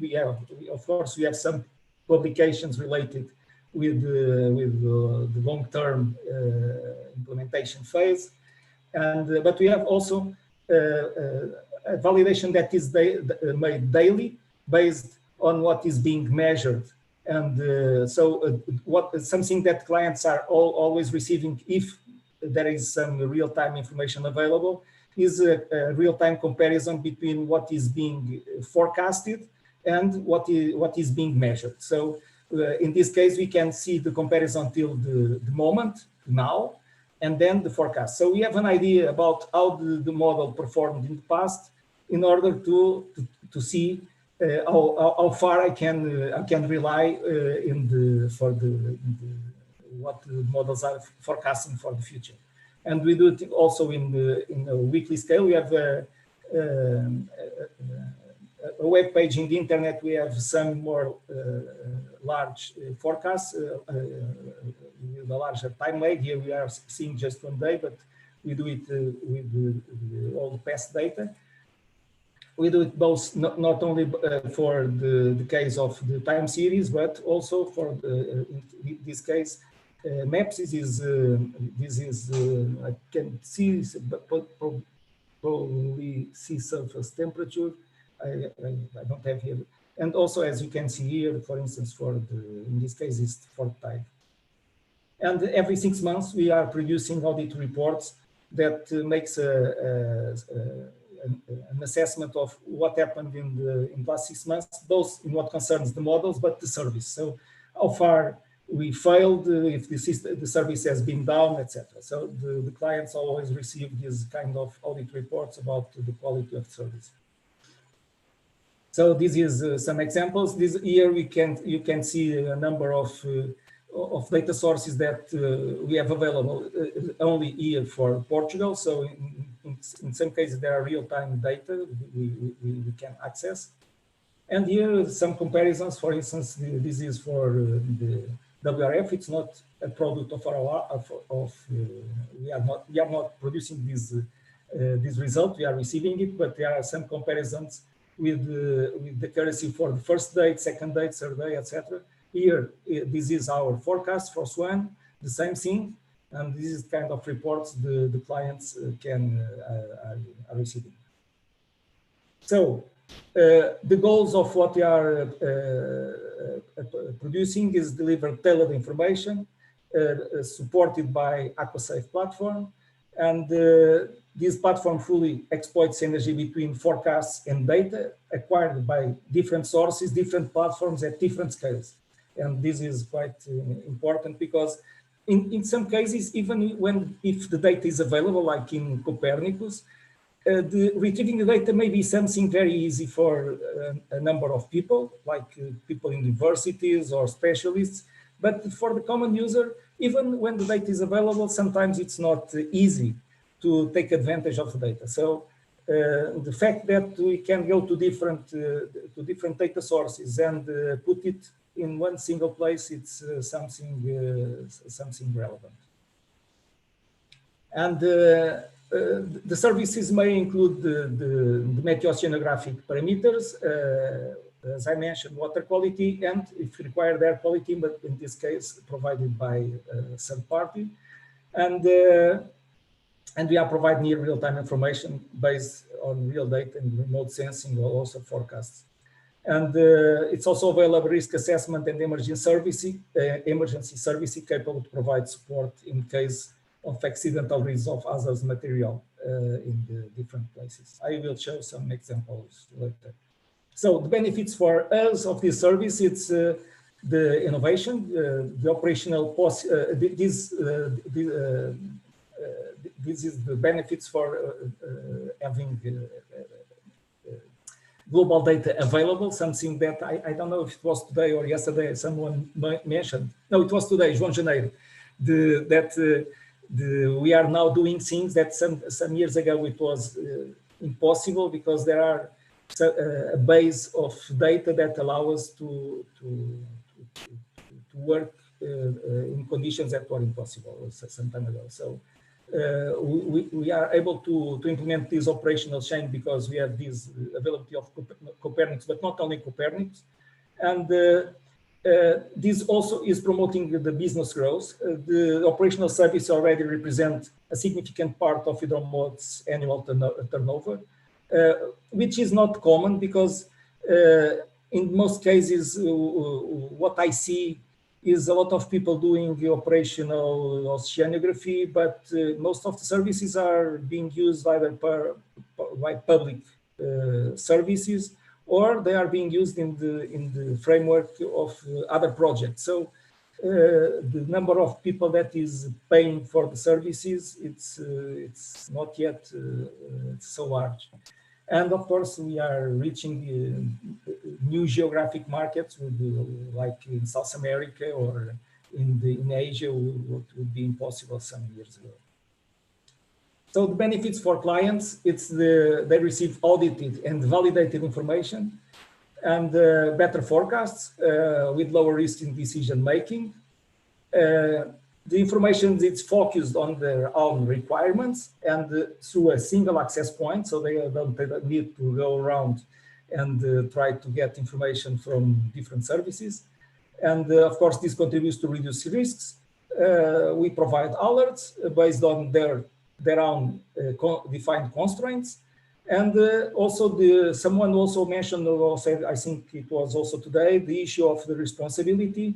This is quite important in relation to incidents or potential conflicting decisions. We are maintaining databases of data, of forecasts, what about the data and information that was in the basis of the decisions. And this is quite important for a lot of people. And of course, there is also this relation with the public and local society, because when people distribute a part of this information, it's good for their relation with the local society in terms of publicity and so on. So nowadays we are also using these platforms in the framework of two interesting H2020 projects. One is Odyssea. Odyssea is a large project for Mediterranean Sea, and ICE, which is a smaller project, very focused on the Copernicus-based downstream information services. In case someone is interested, I can provide more information. So some examples of our typical clients are the harbors. For instance, in this case, I just put here 6 as an example, just to show that even in harbors, the requirements are different. We have here Setúbal, Aveiro, and Coruña in Spain. And for instance, in Setúbal, which is in Southwesterly, the safety is important, but also the communication with the community. So they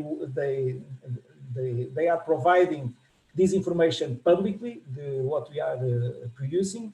In Aveiro, for instance, the safety is the most relevant aspect. In Coruña, it's the emergency response. Here, for instance, here in Tagus Estuary, you are working for the wastewater utility company, providing information about water quality in estuary. In Sines, we are providing information for aquaculture, which is mostly based on fish feeding optimization. For instance, in Santos, Brazil, we are producing information both for port and civil protection, based on safety for the port and water quality and safety for the civil protection.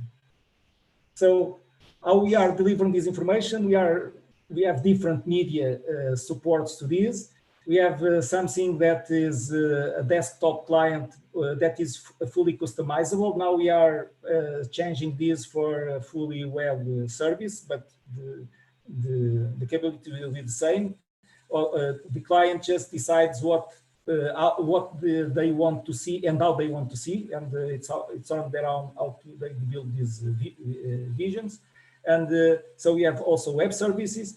We distribute. This is quite interesting because I think it's something that people use a lot is the daily report. So it's something that is produced automatically with the information that is required by the clients, and it's something that they receive daily on their emails.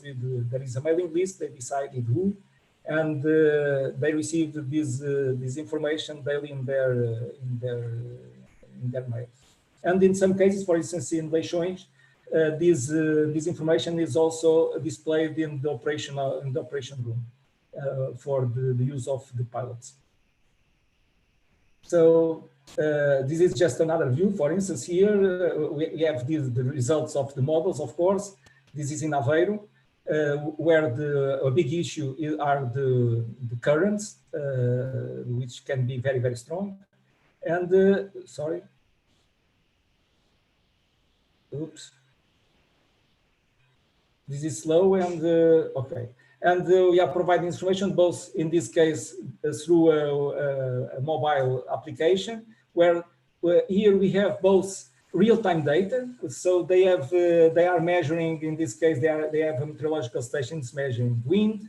The tide is being measured. So here we can see what is being measured in real time and the trend for the following period, and the kind of forecast they receive with the red, yellow, etc. And these limits were defined by them, and in order to highlight periods where the navigation may have some kind of problem.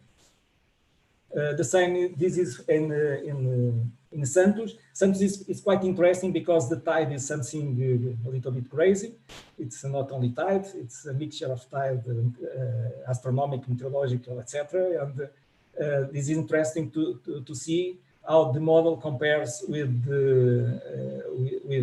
measurements, and this is quite important because Santos is, I think, it's the largest port in Latin America, so there is a huge traffic here. And when in situations of extremely low tide, it's really a problem for the ships. And in extremely high tide, it can promote some flooding events in the city. So this kind of information is it's quite important for them.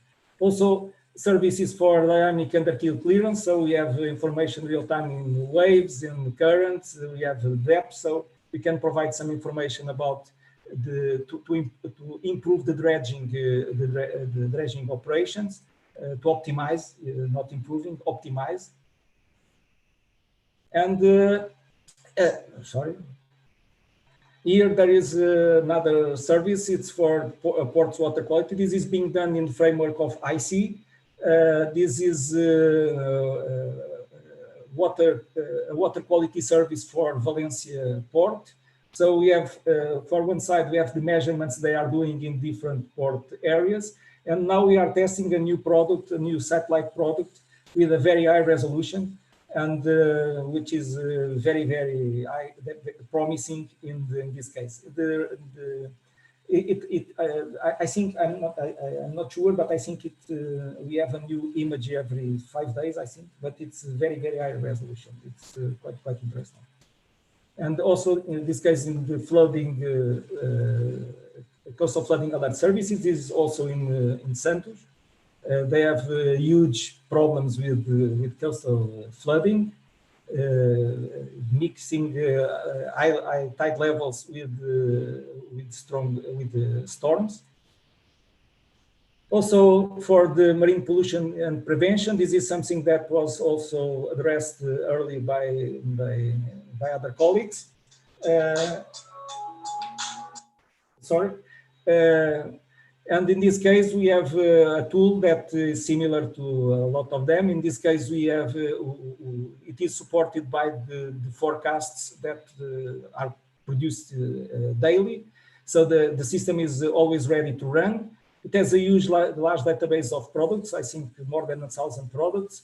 And so it can run very fast. You can also simulate the use of booms to contain some spills if you want.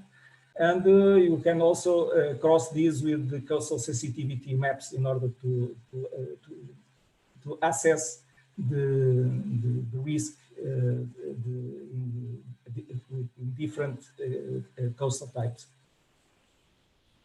In this case, we have beach water quality systems also with comparisons with the measurements. The goal is the same. It's to provide some information about the water quality in terms of forecasts for the next hours or days, and to provide as far as possible comparisons with measurements in order to check how far the models are reliable or not. In this case, we have the wastewater discharge control in TAG. This is for the service I was talking for the Lisbon wastewater company. So they can assess when they need to make some discharges, especially emergency discharges in estuary. And so nowadays we have a digital twin running here for the whole system of, now it's called Águas do Tejo Atlântico. It's gathering about 40,000 signals in real time, some real, some derived.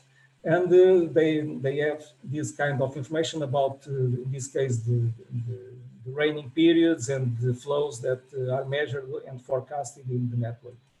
And in the end, they can have some information about if they have a discharge. In this case, is the fecal concentration along the estuary margin. So We are also providing some aquaculture support services. This is for an aquaculture in scenes. It's quite interesting because the aquaculture is inside the harbor, inside the port. You can see here the cages, and this is the breakwater. Is the inside breakwater. You see the ships here, since it's the largest port in Portugal, and they usually have very good water quality, and they are selling these fish as high quality, so they are selling it very expensive, almost the price of wild fish, and so the parameter more important for them is the sea temperature, because it is related with how the fishes are eating. And so we are providing this forecast, the sea temperature forecast service for them.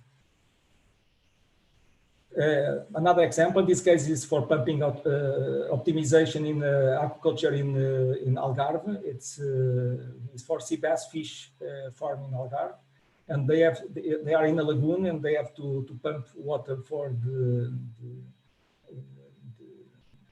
ponds.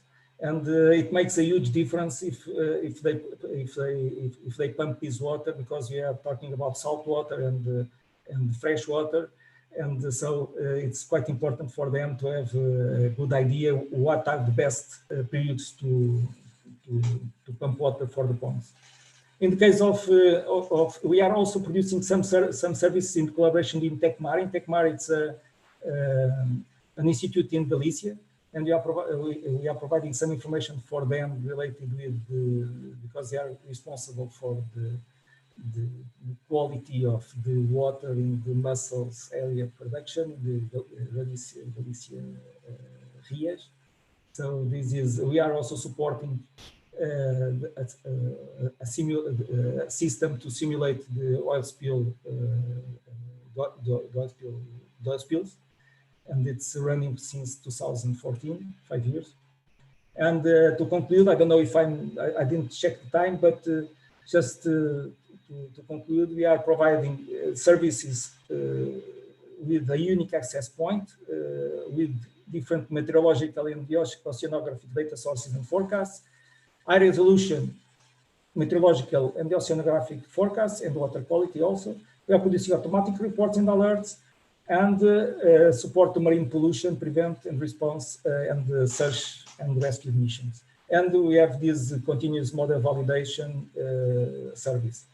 Just to hand, for some of you that may be interested, we are in framework of IC, we are providing a webinar next 4th of June, from 9 to 10:30 CAT, and it's related to how ports can benefit from high resolution water quality data. So if someone is interested, you can issue me a mail, and I will send you an address to register for this webinar.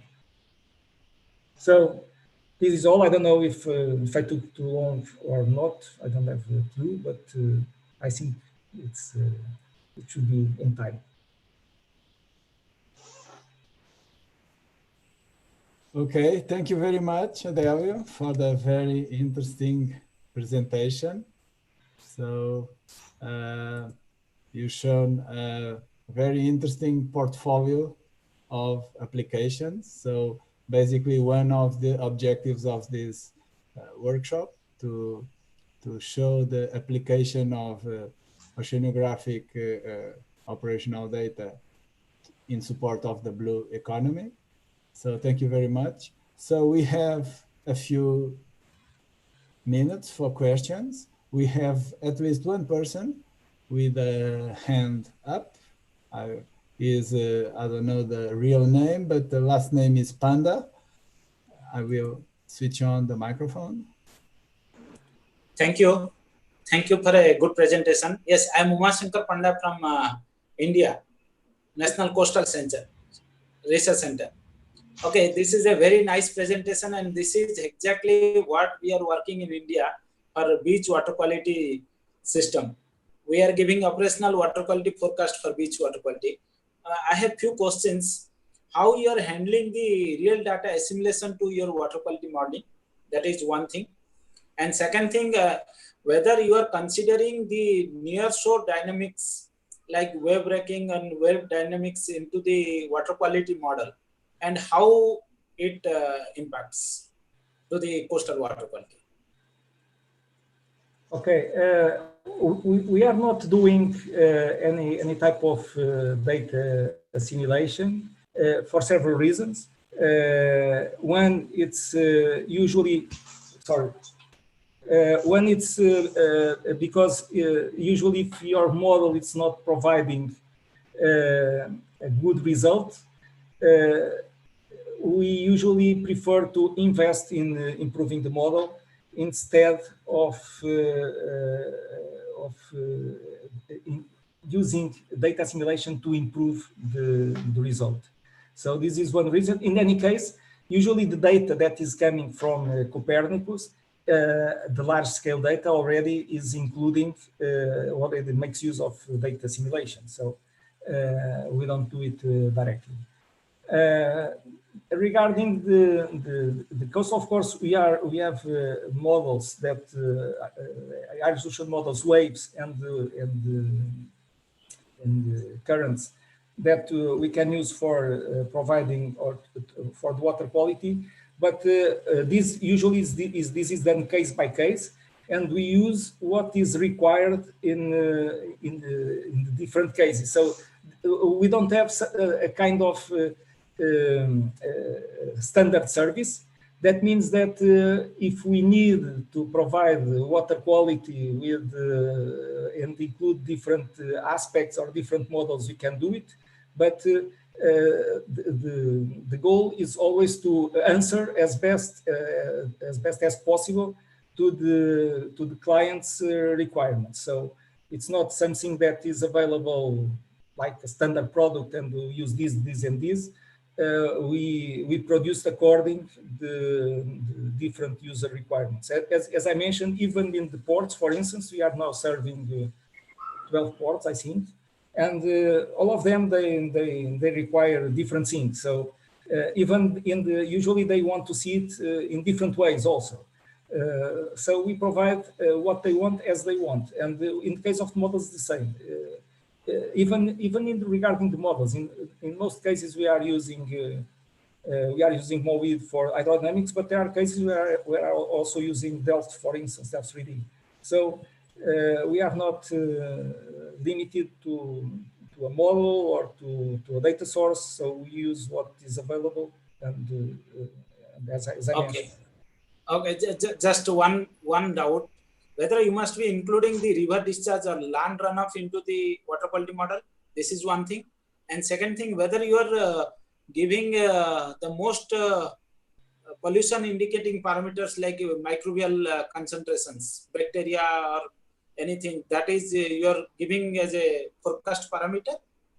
Nowadays, the service that we are providing in water quality, most of them are, and because it's also the easy thing to provide, it's microbiological pollution. Because when you go to more complex water quality systems like primary production and so on, it becomes more difficult to keep the system running in operational mode.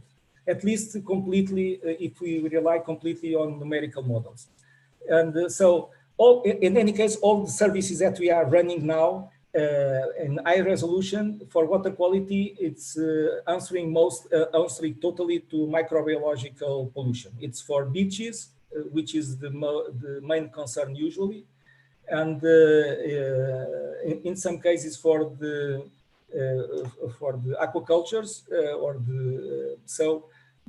but we can do it also for using models for primary production. But as I mentioned, there is something that we are not doing. We have not clients nowadays to do it. So it's and you asked something else. Sorry. Okay, I got it. Thank you. Okay. Thank you. Okay. Thank you very much. Now we have another question from Carlos Souza.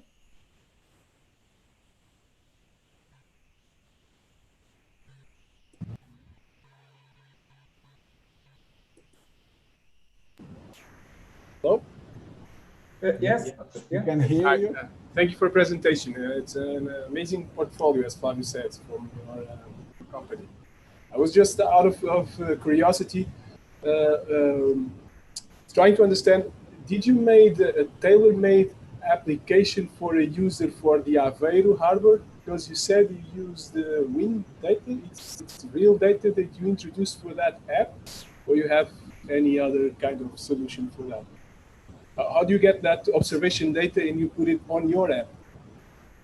No, we have for Aveiro. We are nowadays. We have a contract with Aveiro, which is also it's with us and the University of Aveiro, and we are running high resolution models for Aveiro, and we are getting the real-time access to these meteorological stations. Meteorological station, and so the data that is there, it's real-time data, and also for the tide gauge. Okay, so it's a partnership that you have. Yes, it's a contract that we work. We have some other works with University of Aveiro. We try to keep to maintain these partnerships with universities, because we are a company, and most of these we are talking about scientific knowledge also. So these links with universities are important to keep the systems in the state of the art, because otherwise it's not so easy. Thank you. Okay, thank you very much. We still have time for one more question, if there is anyone with curiosity. Otherwise, oh, Paulo. I'm connecting Paulo. Hello. Thank you very much once again, Adélio. It was an amazing presentation. This is kind of a curiosity. You have shown that you have good collaboration with Intecmar in Galicia, and you also talked about the mussel production in Galicia. But I was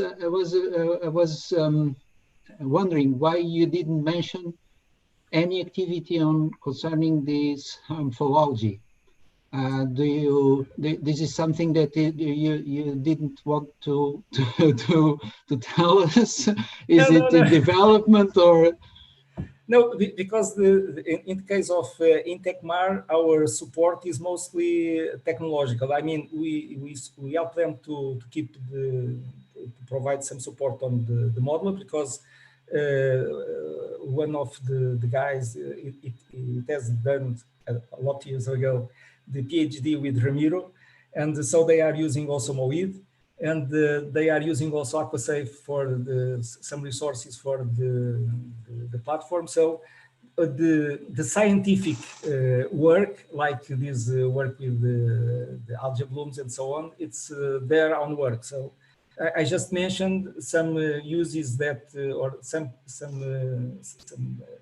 support that we are providing to them, but they have capacity enough to take care of the scientific work and these aspects. Even they are using the OSS, the oil spill service tool in practical exercises, which are quite interesting, because I think it's the only place where we have regular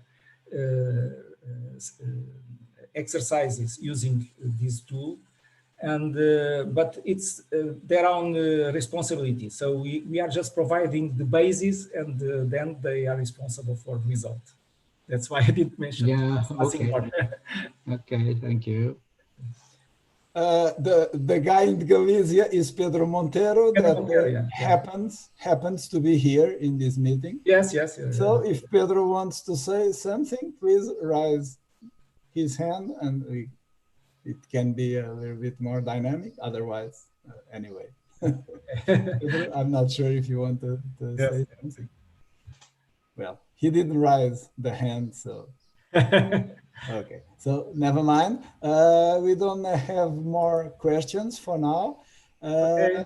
And we move to our last presentation. Thank you very much, Adélio. It was an amazing presentation, amazing portfolio. And our last presentation is from Thomas Lesage from Children for the Ocean. Thomas is a young scientist and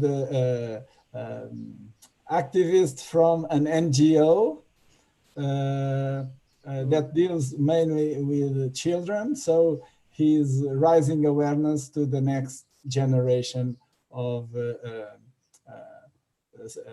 citizens and scientists, marine science and common citizens. So it's our future. So I give the word to Thomas now.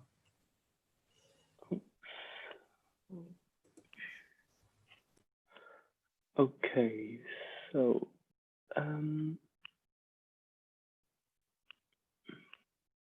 how do I share my screen? Wait.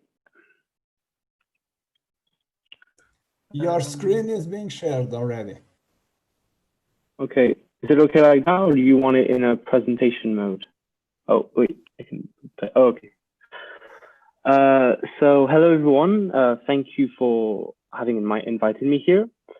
My name is Thomas Lesage. I'm 16 years old, and I'm here today as a member and founder of Children for the Ocean. So Children for the Ocean is a non-profit organization founded in June 2018. And I created this NGO because I wanted to contribute at my level, and I realized that education was key and a very powerful tool to protect our planet and our oceans. So our objectives are the following. First of all, the NGO organizes awareness sessions worldwide.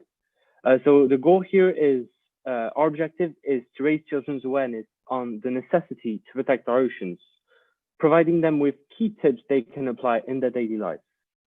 And I think these kids, they are the pillar for the dissemination of such information to everyone around them.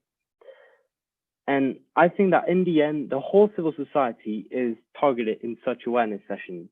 And personally, I believe that education allows us to pass a message, deliver information, but most importantly, give the children the willingness to become actors and join our fight to save the ocean. So the NGO also created a worldwide community of young ocean ambassadors who will act for protection of the ocean. We try as much as possible to attend international conferences on the ocean to make the voice of children heard. We also create educational tools to increase such awareness. And finally, we implement partnerships with local NGOs around the world. So today, the NGO has provided awareness sessions to more than 800 children around the world. And we now count 12 young ocean ambassadors in 7 different countries, all dedicated to protect our ocean. So here, Children for the Ocean aims to create an international community of young ocean ambassadors who can act at their level and deliver awareness sessions locally. So in this slide, I have included a few achievements of the NGO, and I also have the chance to be supported by MetOcean International and Copernicus Marine Services. So today, thanks to the data collected by European satellites, it is much easier for me to give some credibility to my message as an ocean advocate.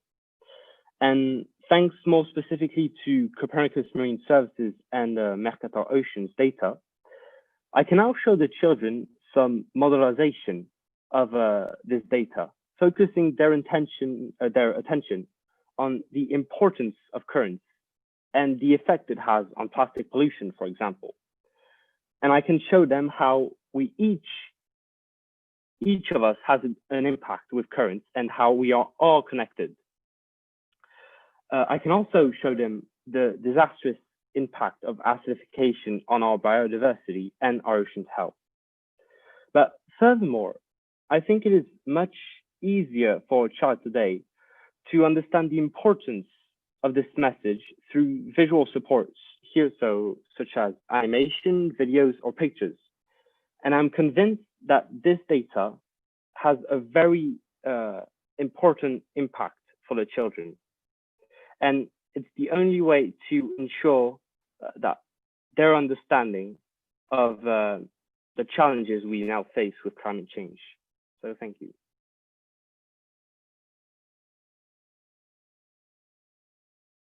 So if you have any questions or... Okay, thank you, Thomas. A very interesting activity. Congratulations for your NGO and for all your activities. It's very important to have this kind of movement and to enroll children from the very early age so that we have a better generation of scientists and citizens, and we are more aware in the future of the environment, the role that the ocean plays.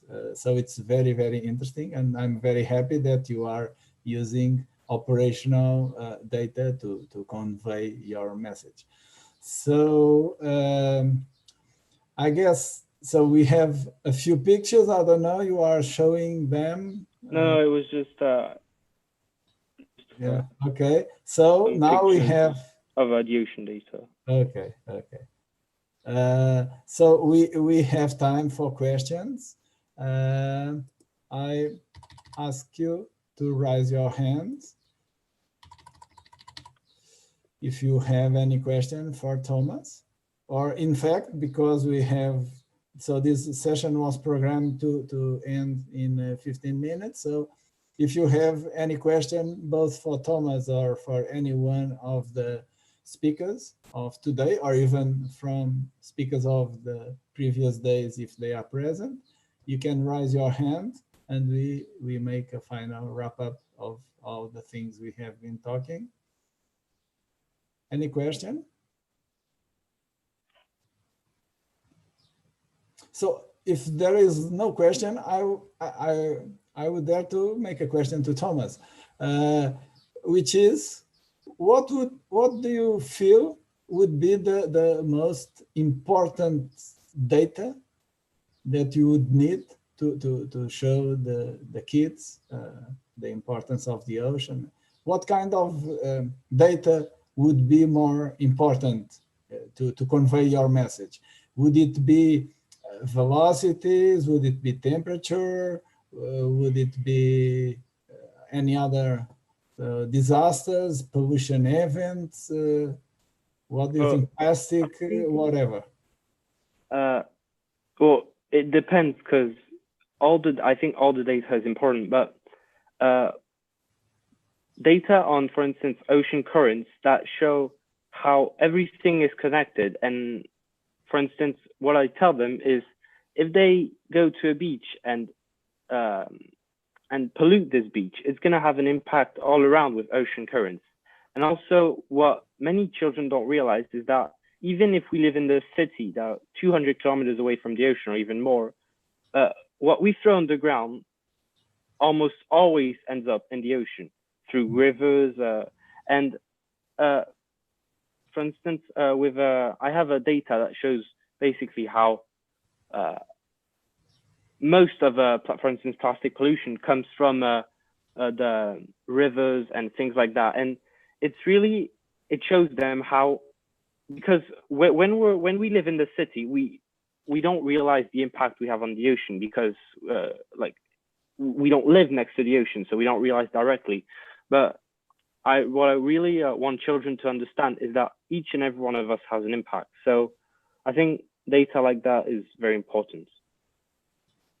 Okay, yeah, thank you, thank you. I have a few ideas, we can discuss it later. So anyone have any question? please. If you want to ask any question, you must raise your hand using the button in the participants room. Yes, Sunday have a question. Thomas, well, okay, hello, can you hear me? Yeah. Yes, we can hear you. Go ahead. Okay, Thomas, a great job you are doing. A great job. In fact, I'm happy that you have young generations of scientists coming up with this great job. If I may ask, how do you gather your data? Which source do you get your data from? Do you have some partnership with some organizations that gives you data, or you go on the field to acquire data? Which of them do you adopt? Thank you. That's my question. Thank you. So the NGO Children for the Ocean, we have one scientific partner. No, we don't gather the data. We have Mercator Ocean International and Copernicus Marine Services, and they're the ones who gives us the data that we then deliver to children in awareness sessions. So no, we don't gather up the data. We just focus on delivering the information to children, making it as simple as possible so that they can understand the importance of this data and the situation. Okay, thank you. That's great. That's great. Thank you very much. Thank you. Any other question for this or any other of the speakers? So if there are no more questions, I would like to do final announcements.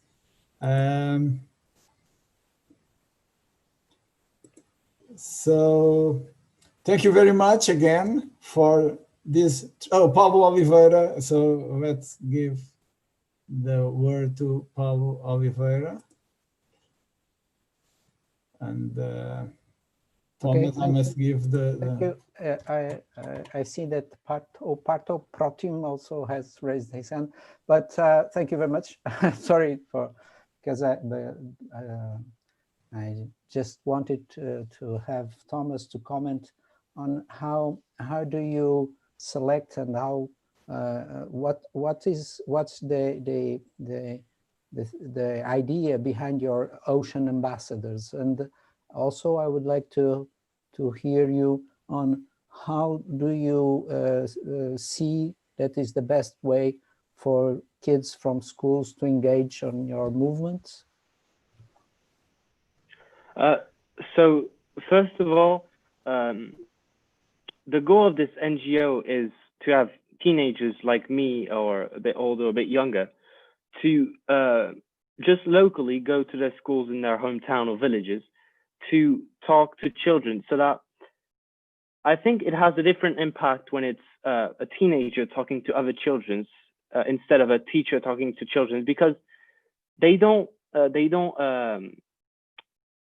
receive the message in the same way, and they're kind of like more familiar with the person maybe, and they kind of are a bit more concerned because it's really unusual for a teenager to speak to other children.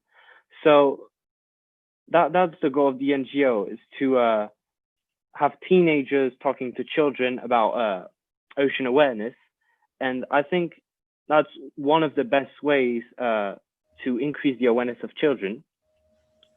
And could you repeat your second question? Yeah, I would just wanted for you to comment on the idea behind the ocean ambassadors and how you select them. Well, we just ask for the person to be engaged and to deliver awareness sessions locally. It can be anyone. It can be anyone from any countries. We have about 12 ambassadors from 7 different countries, and we don't really have like a special criteria to enter. It can be anyone basically. Yeah, thank you. That's a good principle. That's very nice. Thank you. Okay, thank you very much. We have a final question, I guess, from Parto Barman.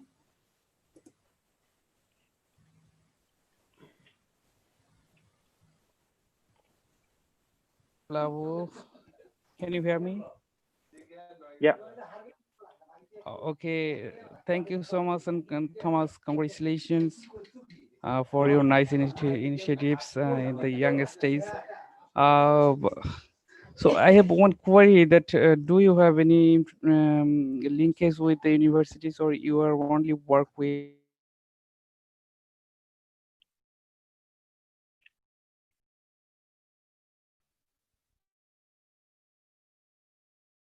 Hello.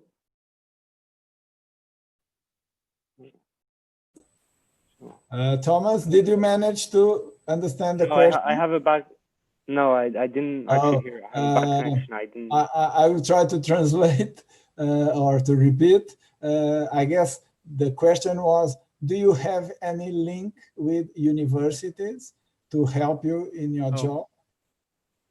Right now we don't. We just have like I said earlier, 2 scientific partners, but we don't have any any special partnerships or whatever with universities. No.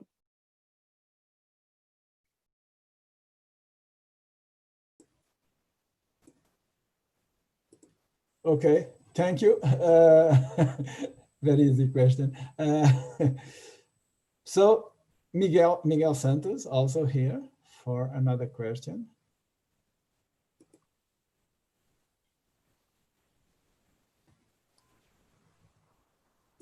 Hi. Do you hear me? Hi, yes. Yeah, okay. Thomas, do you know about Argo Floats program? No.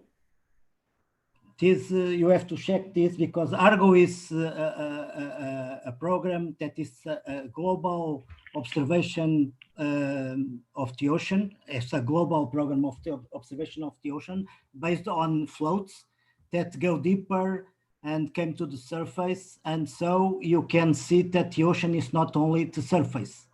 The ocean, the interior of the ocean is much more than only the surface currents, because these floats advect at 1,000 meters depth, and during 10 days they are on these 1,000 meters depth, and after 10 days they come to the surface, make a profile of several parameters, mainly temperature and salinity, and after they send it by satellite, this information to the centers, Earth centers.